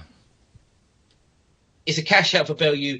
Everything fucking David Haye does in his life is a fucking cash out. So yeah, it's a cash out for both of them. Yeah. Morally bankrupt cunts, the pair of them, man. And they love the fans. Yeah, fuck off, man. We see what this is, man. He's in the division. He's in the cruiserweight division, one of the best divisions in the world. He said, it's been my lifetime's ambition to become a world title, to get a world title. Go and fucking defend it against very, very good guys in that division. And he's doing this. No. He makes a mockery of his own fucking belt, man. Yeah, it's a piss take, man. They should fucking take that fucking belt off him for this bullshit. Yeah. That would make it for me stripped and iced. That could be the name of the show. The tagline. Yeah, stripped and iced. Shit. All right, let's move on. Some sad news, man. Why was Nick Blackwell sparring, Leon? It's sad, isn't it? Because he obviously needs it in his life and misses it so much that he's willing to put his life in danger. Again,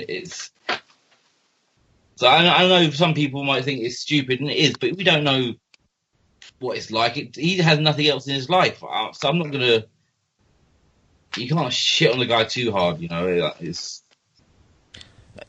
fucked, isn't it? It's just a generally fucked up situation that I don't really know what to say about it because it's just depressing. Yeah, for me, the fact that he put his family through all that situation before. Well, he didn't do it. He didn't put them through on purpose. Obviously, he got injured during a fight, but obviously they've gone through a lot. He said he's retired, and then he's taking part in this sparring session, and I think he had to get emergency surgery to reduce some swelling on his brain. Come on, man! Like, we understand that boxing's a big part of your life, but go into training, do something else. Start working with young kids and teaching them the fundamentals, and don't put a head guard on and start sparring or some shit, man. Come on. How can you do that to your family? Like, don't think about yourself and how much you love boxing. Think about your family as well. Yeah, but did he get actually like pretty badly knocked out? Didn't he? I don't know. I'm not sure about exactly what happened, but all I know that he had to go to hospital and get some swelling reduced on his brain. It's mental, really, really, really mental. Yeah. I don't know what else to say about that, really. That's it for news from me. You guys got anything you want to talk about? I haven't seen much news. We've got Billy Joe fighting a no mark in a fucking... What, Leon, what did I say last week? Someone where? What did I say last week, Leon? That he wouldn't make it to this card. Yeah, and obviously they've kind of put on the fact that his opponent's medical papers weren't correctly filled in or something. But Leon, how long have they had for this fight? Like, this fight has been postponed about 3 times. So why are you only getting his medical papers like the week before he's supposed to fight? Worked for ages. So they must have. It can't. So do you think they would have been asking for a new set of medical papers because of the postponement. Like, were the medical papers they gave for the first fight not good enough? I don't understand that. 100%. To be honest, I don't understand how the whole like paperwork game works. But you would assume that if a fight is set like weeks ahead, like those papers would come in earlier, especially if it's been postponed. Like you said, would the original papers not accurate enough, or do they have to have them, signed off from a doctor between a certain period? I'm not 100% sure, but it's pretty laughable, man. Come on. And, our friend Bill from New Zealand, he put out a great, he does those 4-picture tweets he puts out. And, Billy Joe Saunders was fighting in a leisure centre in Scotland, man. Yeah, I mean, what do you think's happened? I think this is what could have happened. Jimmy Tibbs could have gone to his house and just seen him asleep on a pile of doner meat about 4 weeks ago or something, and he'd be all out of shape and stuff, and he's been missing weight. I don't think he's injured. I think that's what it is. I think they know that he's not on weight. He's going to miss the weight, so they need to kind of get him out of it. Because obviously, if he misses weight, then he loses the title. Yeah, and then he's not getting no Triple G payday. It's just frustrating. I think what does Warren do with him? Because who is there for him to fight where he makes any real money? I think he seems to be all about money. He can only fight Eubank again, Canelo Golovkin. Or Triple G. Yeah. And do you trust Warren to get any of those fights done? I can see him getting the Canelo one done because I think he's got a good relationship with Golden Boy. Yeah. Well, then I'm happy to see that, but what he's doing at the moment is just fucking it's laughable, isn't it? Really? Yeah, it is. You can't. Who is this guy he's fighting? Honestly, who is he? I've never fucking heard of him. Yeah, but we're the kind of people who watch 10 hours of boxing every weekend. If we haven't heard of him, who the fuck is he? Yeah, I don't know if that says more about us though, Leon. It might. Well, we should all be ashamed of ourselves then. Yeah. All right. Let me give some props to the people in the chat.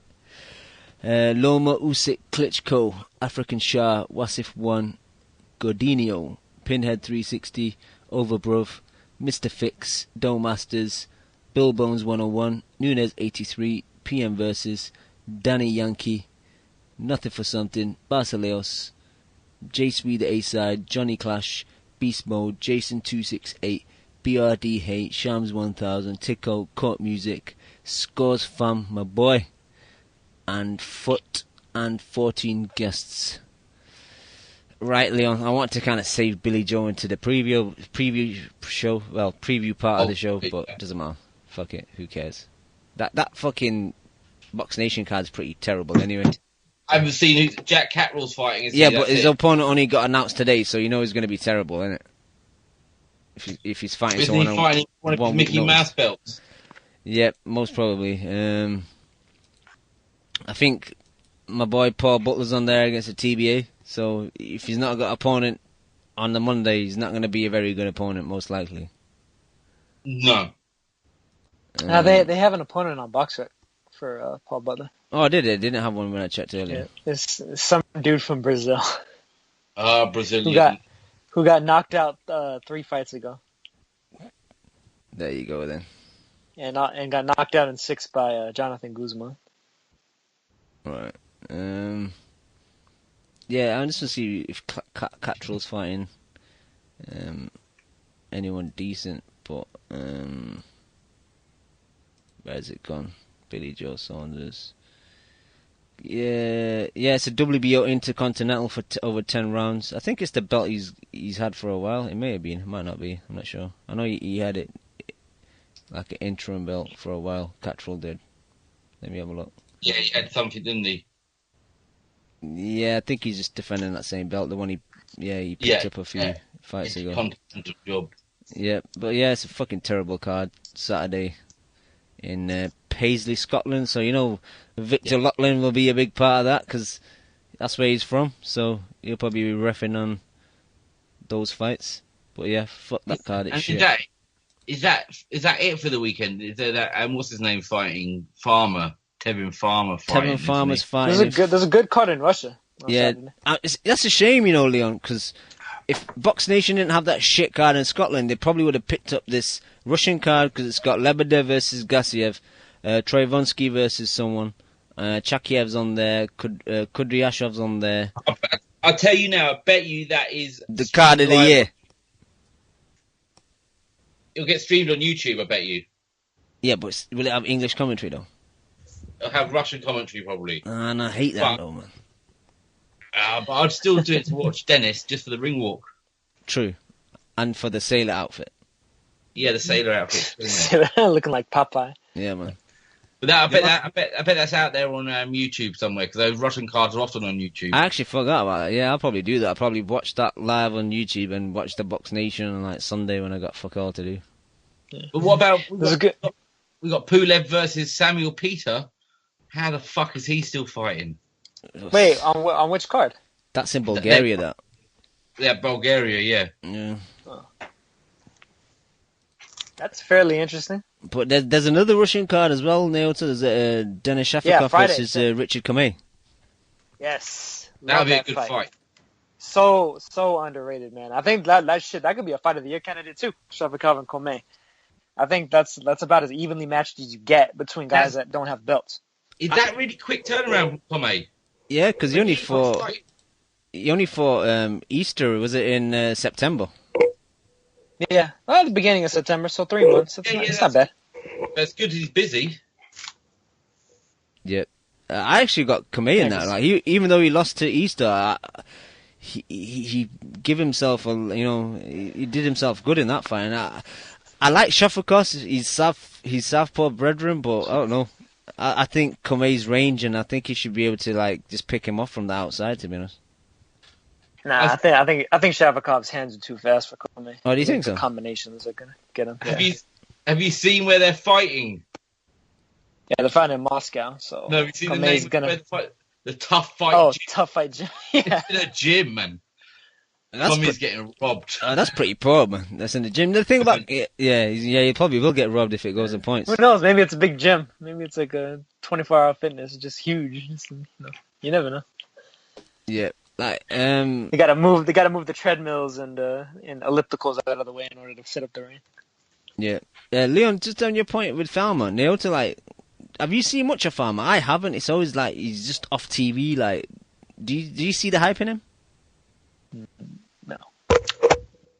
I know my boy Vinny Paz, the rapper, not the former boxer. He's really high on him. But the thing about Vinny Paz is, if someone's from Philadelphia and they're kind of half decent, he kind of jumps on the bandwagon, which is understandable because he's a Philly guy. But I don't know, a lot of people kind of talk high on Tevin Farmer, so we'll have to wait and see. But I think that Russian card with Lebedev will probably be decent. So good shout with the catching the stream. So hopefully they'll put out a stream on YouTube. I think it will be out there somewhere. Yeah, and that's it. Apart from that Scottish. There was a Golden Boy card on Friday. Also, more prospects. Basically, more prospects. Those are always fun to watch. Is that the Estral TV one?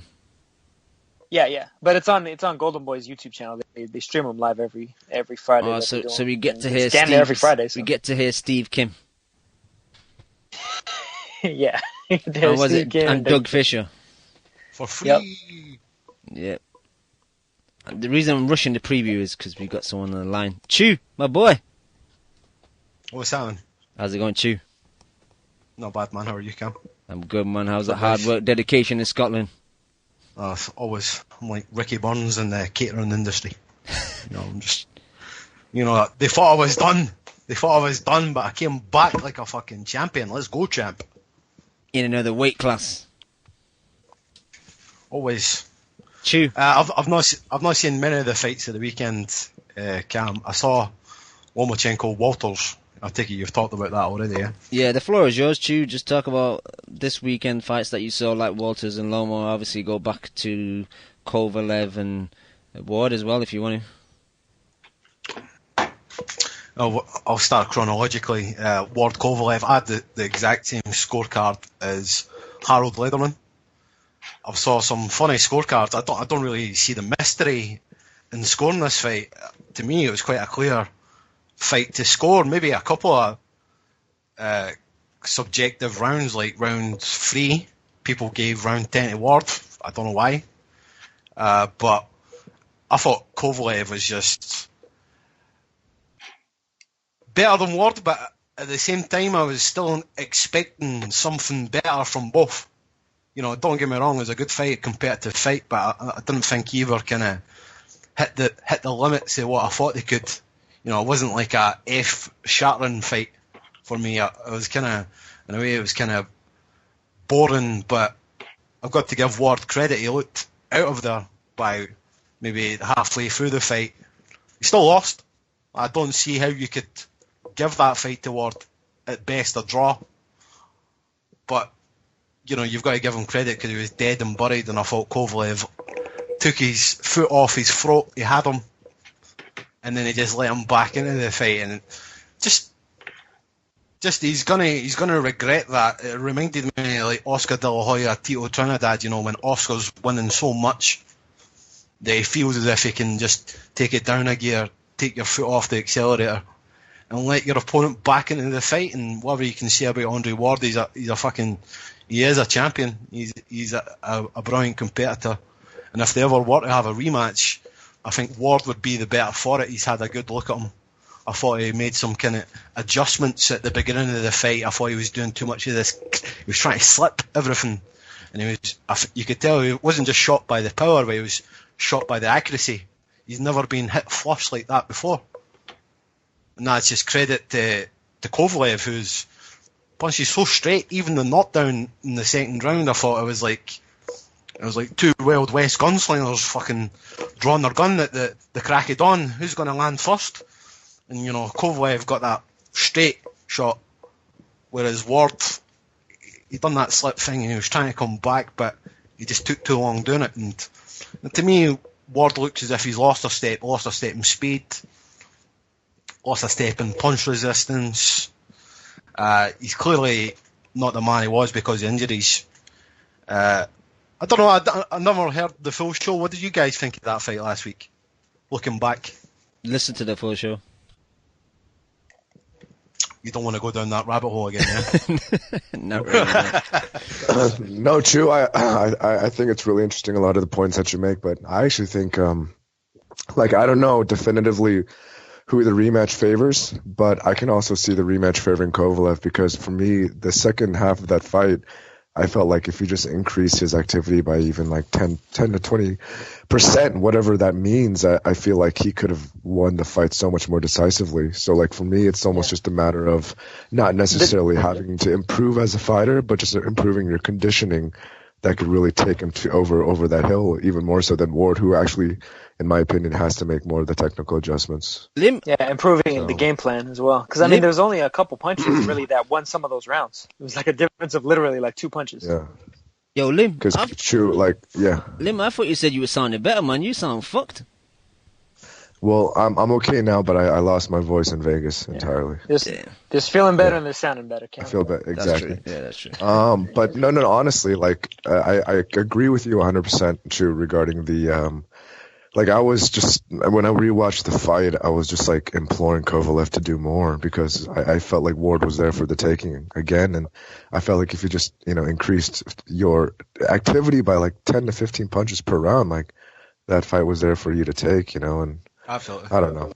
But I actually want to bring up a point, because the pay-per-view buys actually came out for this fight, and it only did 160,000 pay-per-view buys, and I don't want to go down the fucking rabbit hole of talking about money and all that shit. But the only concern that I have is maybe this rematch isn't going to be as done with the same amount of vigor because of the financial results and because of these guys wanting higher paydays for the rematch. But at the same time, obviously, HBO and whatever other parties involved are going to be more skeptic about, bringing that money because of the poor results of this fight. And it's just a damn shame, because I have a feeling that this might hinder that rematch process moving forward. Yeah, I was actually going to bring up the pay-per-view sales too. Like, that is a good point. And it could be an issue. I mean, but it really, a lot of it I think depends on what Ward's minimum with Rock Nation is, because they pay their guys kind of insane amounts of money for the level of ratings and stuff that they bring. So I think that'll have a lot to do with it. 160,000 is like the new 500,000 or the new 300,000. It's it's the economics behind it. That's the new normal. And I think that's, in light of the current economic environment in boxing, I think that's probably a good number. Well, I mean, that's pretty much what it was like way back before De La Hoya became a big pay-per-view star. A lot of these lower level pay-per-view cards would do about those kinds of numbers. Like shit, I think Barrera Morales 2 did like about 200,000 or something like that. So maybe that's a good thing for boxing. Maybe these boxers won't no longer demand the earth and the moon to make a fight.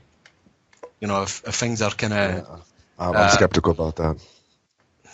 Yeah, we're still living in the Pacquiao-Mayweather era where, the boxers see what they're making and think they can ask for something similar. But because I just view it as like, true. You think like a fighter, like say Danny Garcia or Ward, you think they're going to say, "Oh, you guys are hurting on your financial end." Okay, I'll be more than happy to take a cut. You know what I mean? But the problem is, it's kind of a backlash because Floyd has Floyd and De La Hoya has kind of made modern boxers have a sense of privilege about them, where whatever we say about Floyd or Oscar, if they fucking work really hard to do what they do to get themselves into a position to be able to sell like that. Like they were both salesmen, weren't they?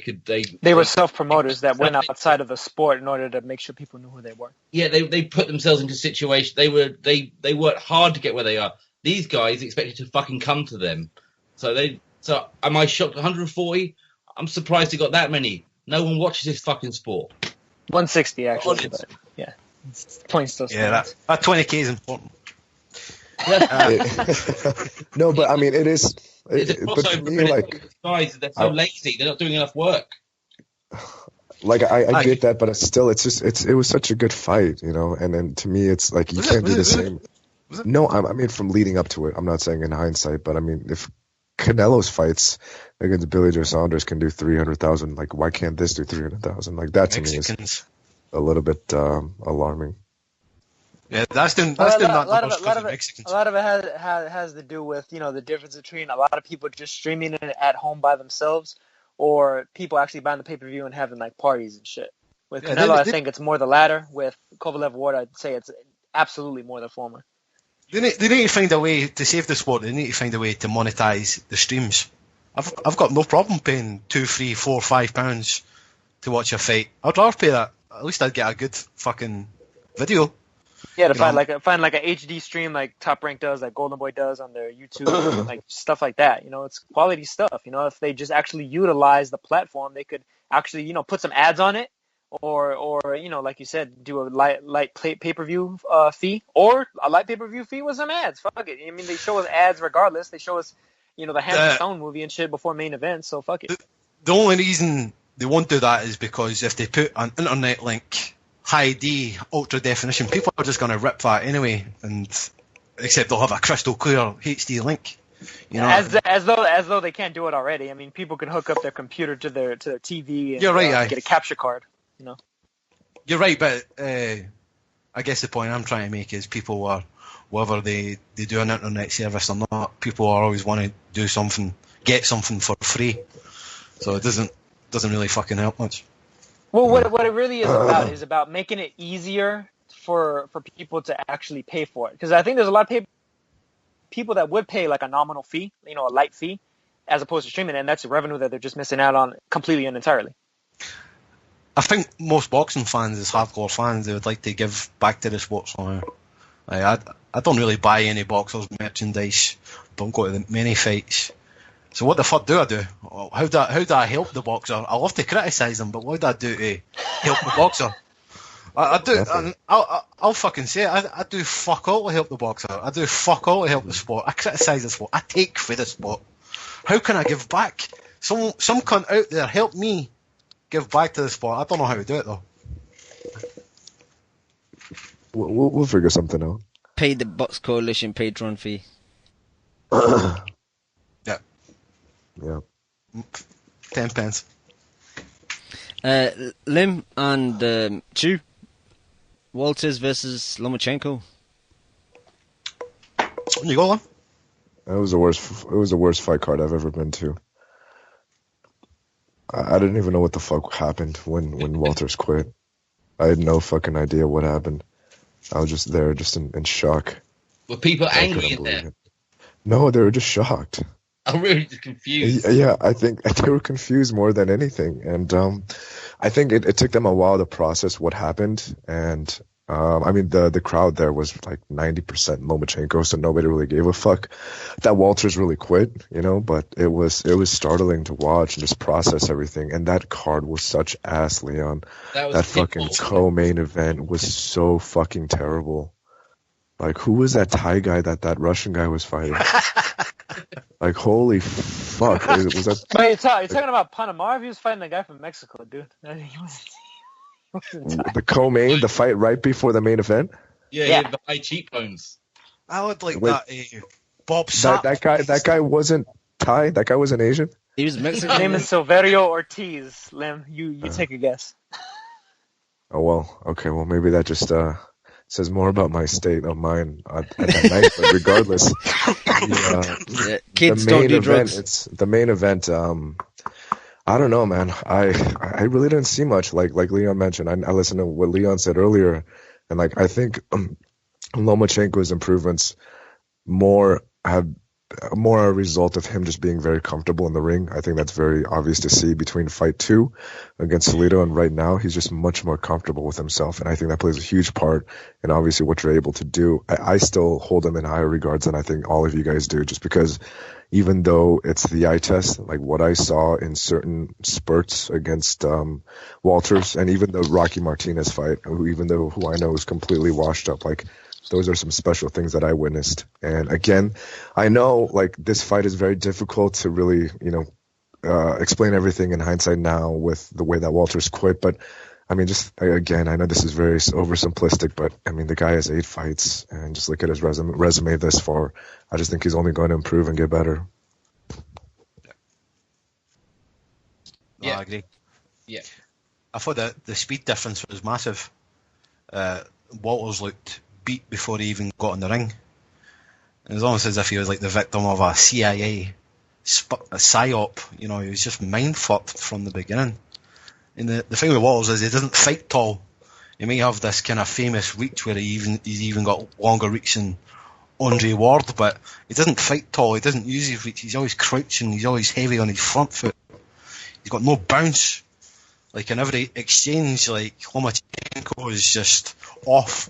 He's fast out the blocks. Well, Walters was losing everything, and when Lomachenko is in and out like a kid in a paper round, by the time the next exchange happens, Walters is thinking about the last exchange they had.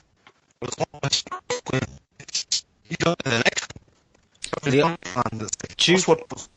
Your line's breaking up really bad. Can you hear me? Barely. You're really staticky right now. It's a fucking bomb on the up here, man. It's disgraceful. Chew, I'm gonna try hanging up on you and I'll call you back. Give me 2 secs. Chew's internet was giving up like Walters did. Chew's internet quit, man. No excuses, just ring rust. Jeez. Trying to get Chew back on the line, but Lim.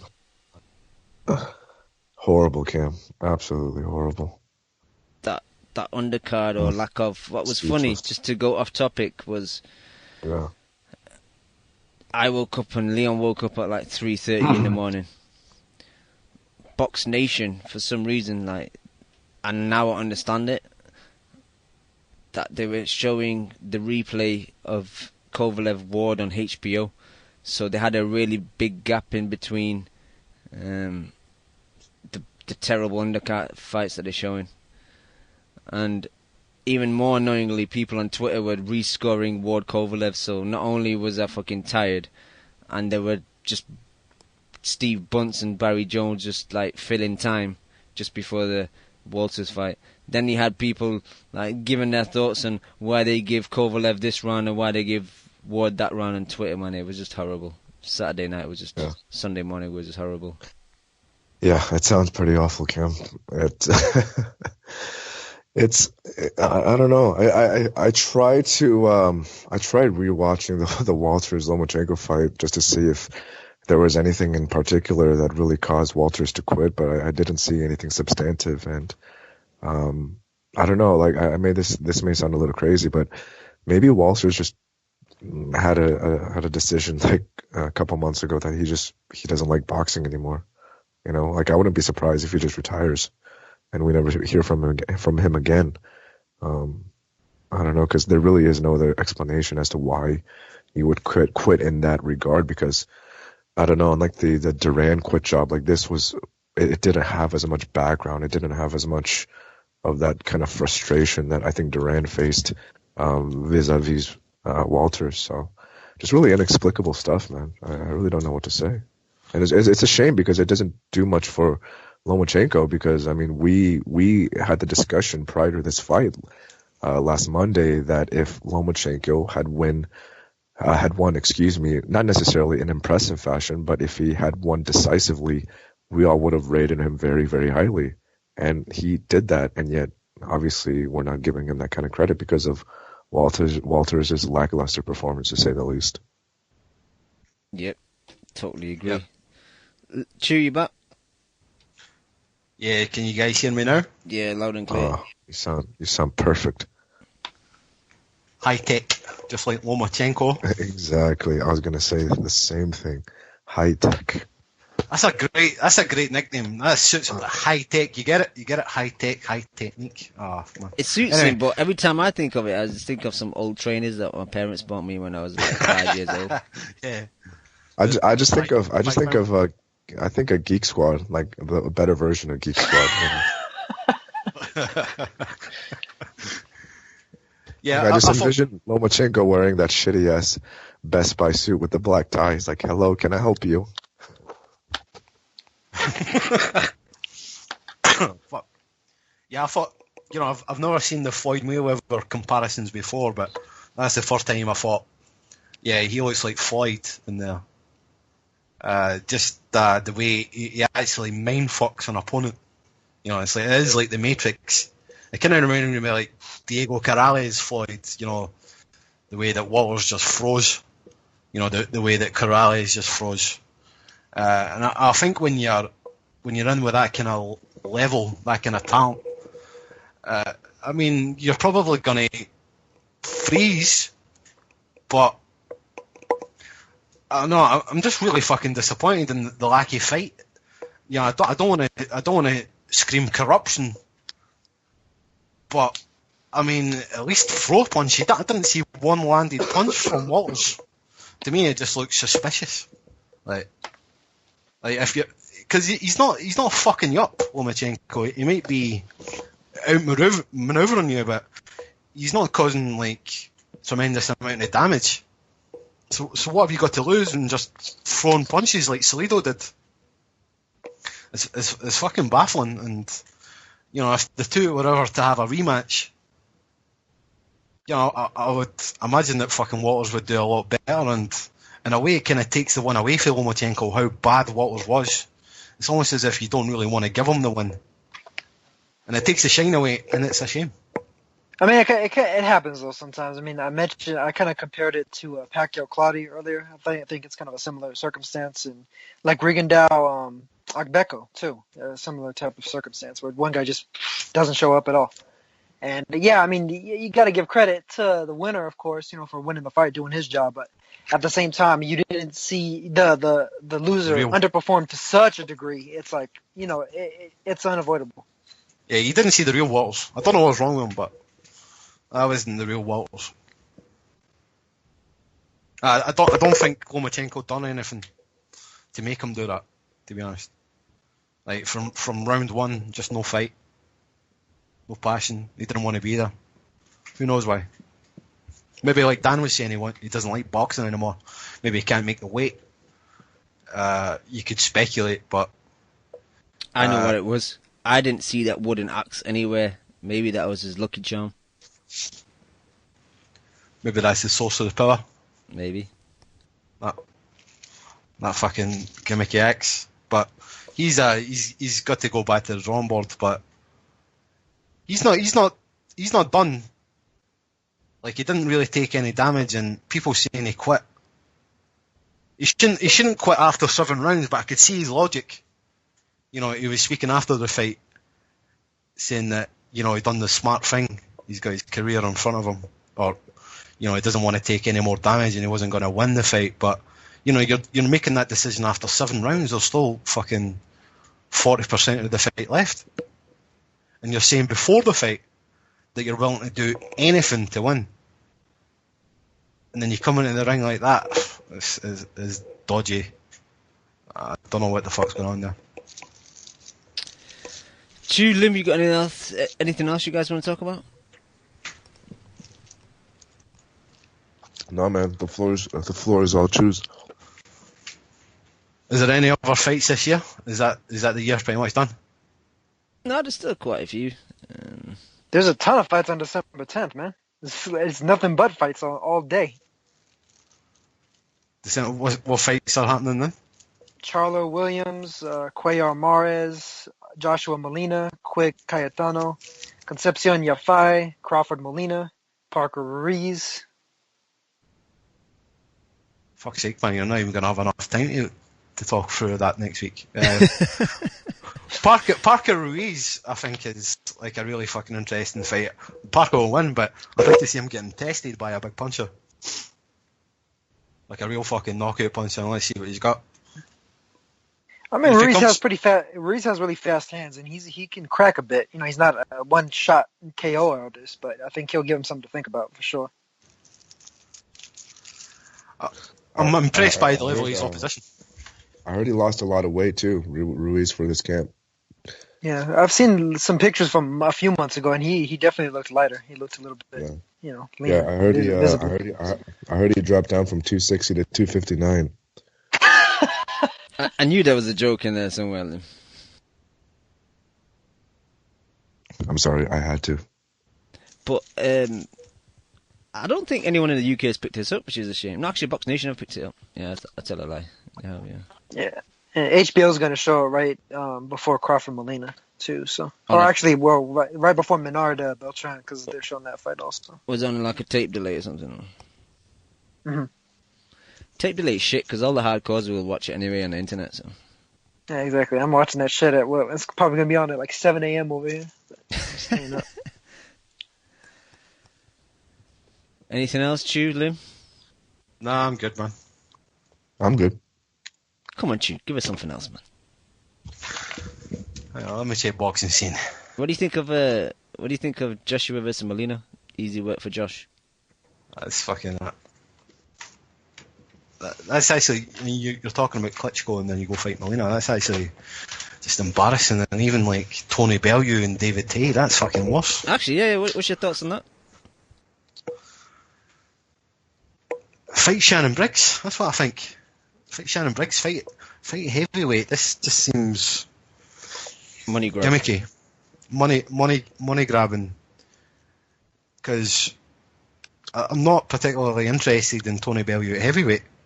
Like I may be a world champion and I've definitely respected him the last couple of fights, but I wasn't even that particularly interested in him at cruiserweight.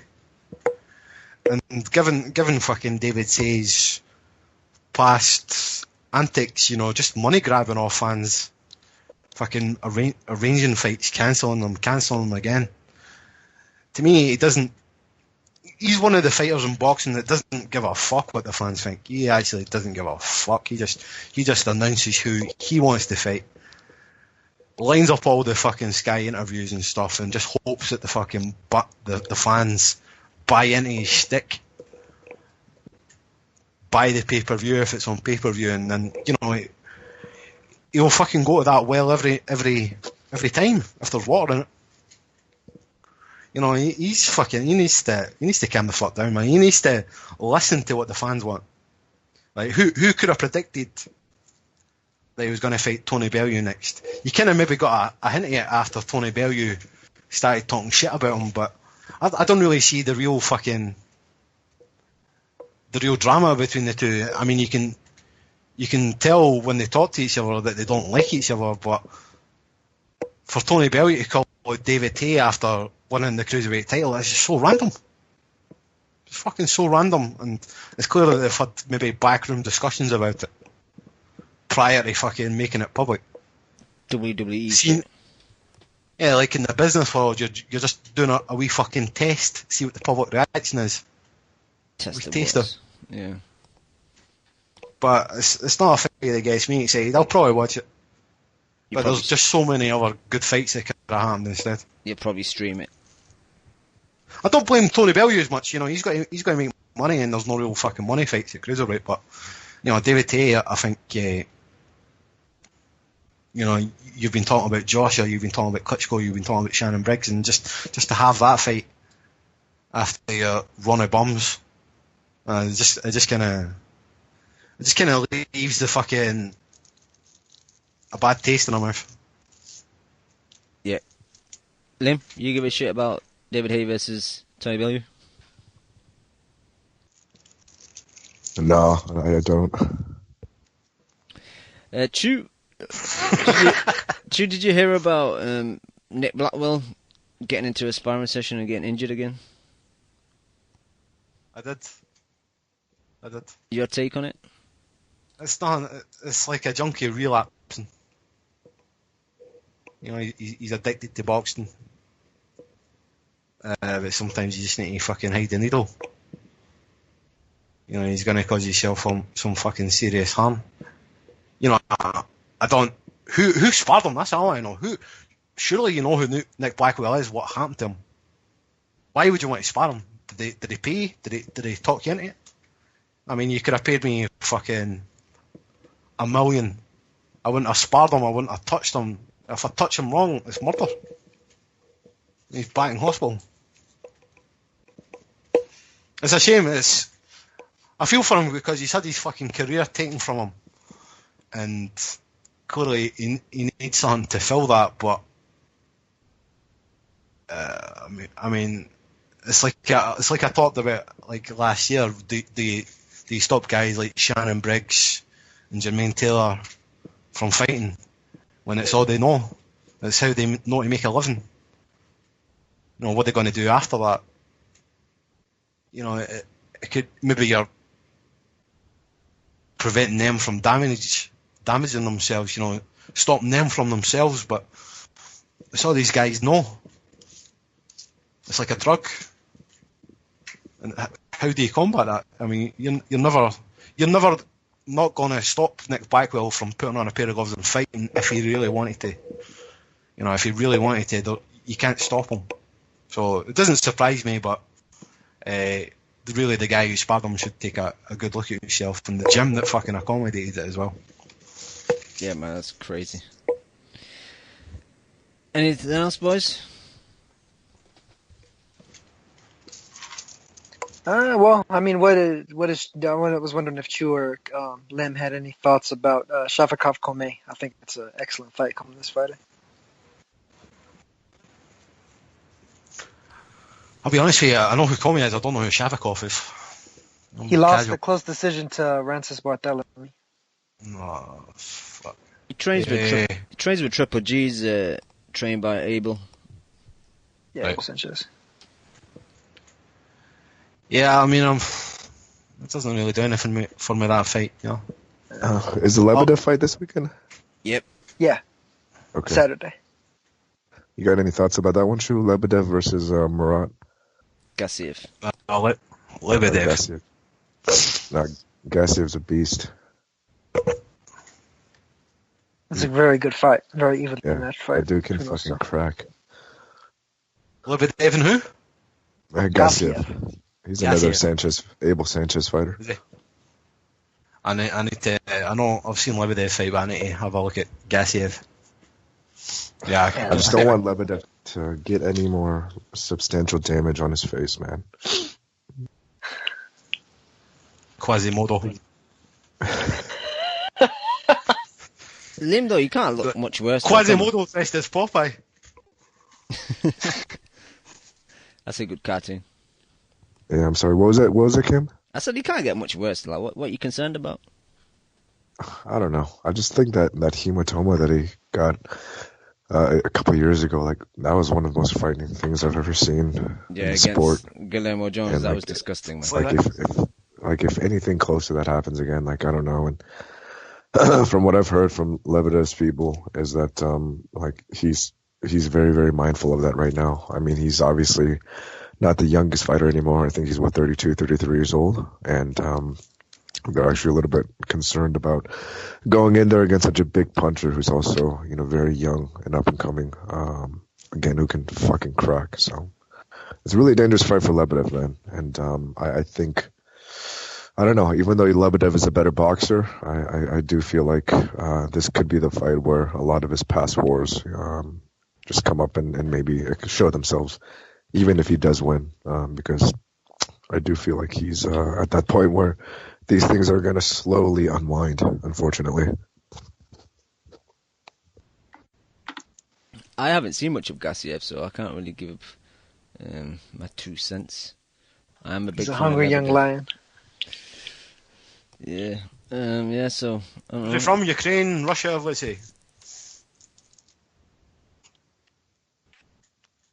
I don't even know, to be honest. I'd have to look it up for you, too. Murat Gassiev. He's from Russia. He's from Russia. Yeah. Yeah. I don't know. Why is everyone so high on him, man? I'm looking at his box rec, and I really can't recognize much of his previous opponents. I know you can't always go off that if he's blitzing them out, but I don't know. I'll stick with my southpaw brethren, man.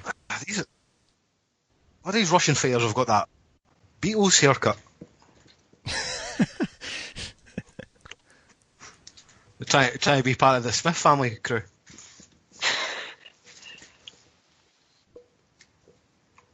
But yeah, I'm looking forward to that fight. I don't know who this guy is, but I need to do my homework on him. Why not? Why not? Why not? Why not? I'm just looking at us and these good fights before the end of the year. No, you have these fighters out here, and you don't know who they are. They could be from Russia. They could be from the Ukraine. Why not?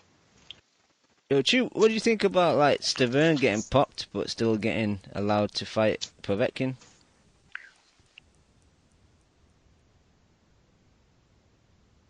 Chu, still there? Is he there? Don't know, I think he's trying to talk. No, your line's gone bad again, Chu. Yeah. I can't hear what you're saying, Chu. Yeah, I'll call back, bro. No worries. Yeah, that's a pretty interesting fight too, coming on the 17th. Povetkin Stavern. I'm actually looking forward to that. I think it'd be a good fight. Yeah. I saw some. Might be. I saw some footage of Stavern training, and a couple of years ago, like his trainer would like use that big lollipop,